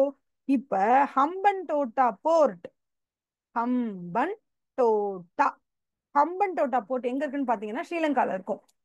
அது யாருடைய உடைமைன்னு நீங்க பாத்தீங்கன்னா it belongs to Sri Lanka, but now it is taken at lease by China. முடிஞ்சிருச்சா? எப்படி ஒலிம்பிக்ல ஒரு ஸ்ட்ராட்டஜி, தாங்கிட்ட ஓவர் ப்ரொடக்ஷன் இருக்கு எப்படியாவது விற்கணும், வாங்கிக்கோங்கடானா வாங்கிக்க மாட்டாங்க, அதனால லோனை கொடுக்குறாங்க, நிறைய பணமும் வச்சிருக்காங்க உங்க லோனை கொடுக்குறாங்க, லோனை கொடுத்த உடனே அந்த லோனை கொடுத்து நீங்க வந்து ஒரு லோன் கொடுத்து நீங்க பிரிட்ஜ் கட்டி தரேன், லேண்டு இது பண்ணி தரேன், ஏதாவது ஒரு ப்ராஜெக்ட் சொல்ல வேண்டியது, பெல்ட் அண்ட் ரோடு இனிஷியேட்டிவ் அதுதான், ரோடு போட்டு தரேன் போர்ட்டு கட்டி தரேன்னு கட்டி தரேன் ஓகேன்றுவாங்க. பாவம்ல இவங்கலாம். ஹம்பன் டோட்டா போர்ட்ல ஸ்ரீலங்கா அடி வாங்கணும் உடனே மலேசியா இந்தோனேஷியாலாம் உஷாராயிட்டான், நீ ஒன்னும் வர வேண்டாம், நீ பெல்ட்டும் போட வேண்டாம் ரோடும் போட வேண்டாம்னு சொல்லிட்டு எஸ்கேப் ஆயிட்டாங்க அவங்களாம். Malaysia Indonesia China please China என்ன தயவு செய்து ஏமாத்தலான்னு பாக்காது, ஸ்ரீலங்கா அளவுக்கு நான் வடிகட்டின முட்டாளலாம் இல்ல, தயவு செய்து என்ன விட்டுரு அப்படின்னு சொல்லி ஓடியே போயிட்டாங்க அவங்களாம். அந்த மாதிரி பெல்ட் அண்ட் ரோடு இனிஷியேட்டிவ் அப்படிங்கிற ஒரு கவர்மெண்டோட பாலிசியே எப்படி இருக்குன்னா, கண்ட்ரீஸ் உடைய லேண்ட் அவங்களுக்கு வேணும். இது வந்து சைனாவுடைய லீலைகள்லாம் சொல்லிக்கிட்டே போலாமா. சைனா ரீசெண்டா பெருன்ற ஒரு கண்ட்ரி இருக்கு, பெரு வந்து எங்க இருக்குன்னா நார்த் அமெரிக்கா இருக்குல்ல, நார்த் அமெரிக்கால வந்து 3 கண்ட்ரி இருக்கு, டாப்ல கனடா உட்காந்துருக்கான், டாப்ல கனடா, நடுவுல யுஎஸ்ஏ, கீழே மெக்சிகோ, இந்த 3 கண்ட்ரி தான் மேஜரா. நார்த் அமெரிக்கானா இந்த 3 தான், கீழே சவுத் அமெரிக்கா, இதுல 33 கண்ட்ரிஸ் இருக்குமா, கொலம்பியா பிரேசில்னு நிறைய கண்ட்ரிஸ் இருக்கு, அதுல ஒரு கண்ட்ரி வந்து பெருமா, PERU பெரு. பெரு, சிலேன்னு ஒரு கண்ட்ரி, சைலுன்னு சொல்லுவீங்களோ இல்ல சிலேன்னு சொல்லுவீங்களோ, சிலே, பிரேசில், கொலம்பியா, அப்புறம் வந்து நிறைய கண்ட்ரிஸ் இருக்கு சவுத்துல. இந்த கண்ட்ரீஸ்ல பெருங்கிற கண்ட்ரில அதிகமா என்ன இருக்கு அப்படின்னு நீங்க கேட்டீங்கன்னா SOYBEAN சாய்பீன் அப்படிங்கிறது அங்க நிறைய இருக்குமா. ஓகேவா. சைனா தான் வேர்ல்டுலயே அதிகமா சாய்பீன் அப்படின்னு சொல்லக்கூடிய இந்த பீனோட கன்சியூமர் இவங்க தான். சரியா. இவங்க வந்து சாய்பீனை எங்க இருந்து இம்போர்ட் பண்ணிட்டு இருந்தாங்கன்னா யூஎஸ்ஏல இருந்து இம்போர்ட் பண்ணிட்டு இருந்தாங்க. யூஎஸ்ஏக்கும் சைனாக்கும் சண்டை வரும்போது அவங்க யூஎஸ்ஏல இருந்து இந்த சாய்பீன் வரல ஆர் அட்லீஸ்ட் அவங்களுக்கு வந்து நீ என்ன என்னோட ப்ராடக்ட் வாங்கிக்க மாட்டேன்னு சொல்லிட்டல. சைனீஸ் ப்ராடக்ட்ஸ் சோலார் பேனல் கூட வந்து யூஎஸ் என்ன பண்ணாங்க, நாங்க வாங்க மாட்டோம்னு சொல்லிட்டாங்க. டாரிஃப் எல்லாம் போட்டாங்க, பேன் பண்ணாங்க, பாதியை பேன் பண்ணாங்க, ப்ரொஹிபிட் பண்ணாங்க. சிலதுக்கு வந்து என்ன சொன்னாங்கன்னா, ஓ நீ 100 ரூபாய்க்கு அங்கேருந்து இங்க அனுப்புறியா சோலார் பேனல, நான் பாரு உனக்கு அதில் டாக்ஸ் போடுறேன் பாரு, கஸ்டம்ஸ் டியூட்டி போடுறேன் பாரு, 200 ரூபாய் கஸ்டம்ஸ் டியூட்டி. அப்ப உள்ள வரும்போது பிரைஸ் என்ன ஆயிடும், இவன் பிரைஸ் இங்க இருந்து 100ன்னு வச்சு அனுப்புறான், இவன் இங்க டாக்ஸ் மட்டும் 200 போட்டானா உள்ள வரும்போது ப்ராடக்டோட விலை 300 ஆயிடும். எல்லாம் பயந்து அடிச்சு தெரிச்சு ஓடிட்டாங்க யூஎஸ்ஏல. இப்படி யூஎஸ்ஏ பண்ணும்போது எப்படி யூஎஸ்ஏ கிட்ட இவன் சாய்பீன்ஸ் வாங்குவான். ஸோ அவன் பாக்குறான் வேற எங்க சோய்பீனோட கல்டிவேஷன் அதிகமா இருக்கு. ஆஹா பெருங்கிற கண்ட்ரில தான் அதிகமா இருக்கு, நம்ம என்ன பண்ணுவோம் பெருல இருந்து நம்ம சாய்பீனை எடுத்துக்கலாம் அப்படின்னு சொல்லி இப்ப பெருல போர்ட் தான் கட்டியிருக்கான்னு நினைக்கிறேன். போர்ட்டா, ஆமா போர்ட் தான் கட்டியிருக்கான் பெருல. பெருலையும் இதே மாதிரி போயிட்டு போர்ட் கட்டிட்டு இங்க இருந்து நீங்க சாய்பீன்லாம் எங்களுக்கு அனுப்பிச்சுவீங்க அப்படின்னு சொல்லி கட்டியிருக்கான். ஓகேவா. இது ஒரு ஸ்ட்ராட்டஜி தானே. பெரு small country, south American country, ஒரு பெரிய ஆள் அப்பாட்டக்கர்லாம் அவங்க ஒரு குட்டியோண்டு கண்ட்ரி, அந்த கண்ட்ரில போய் ஒரு போர்ட் கட்டி தரேன்னு சொல்லிட்டு பணத்தை கொடுத்து போர்ட் கட்டிட்டு அங்கிருந்து நமக்கு வர வேண்டிய எல்லா சாய்பீனையும் இவங்களோட ஷிப் அனுப்பி அந்த போர்ட்ல இருந்து இவங்க எடுத்துட்டு வந்தாங்கன்னா காஸ்ட் கொஞ்சம் கம்மியாகும். பிளஸ் இன்டர்நேஷனல் லெவல்ல டாமினேஷன் அதிகமாகும். இந்த பெருங்கிறது ரொம்ப அழகான இடத்துல, எப்படி நான் சொன்னல இந்த நம்மளோட ஸ்ரீலங்கா எப்படி அழகான ஒரு இடத்துல இருக்கும், அது மாதிரி பெருவும் ஒரு ரொம்ப இம்பார்ட்டன்டான ஜியோ பொலிட்டிக்கலி இம்பார்ட்டன்டான இடத்துல இருக்கிறதுனால பெருல வந்து சைனா மட்டும் இல்லமா ஜப்பான் கூட அவங்க கூட ஏதோ ஒரு டீல்ல இருக்காங்கன்னு நினைக்கிறேன். ஏன்னா பெருக்கும் ஜப்பானுக்கும் இன்வெஸ்ட்மெண்ட் டீல்ஸ் நிறைய இருக்கு.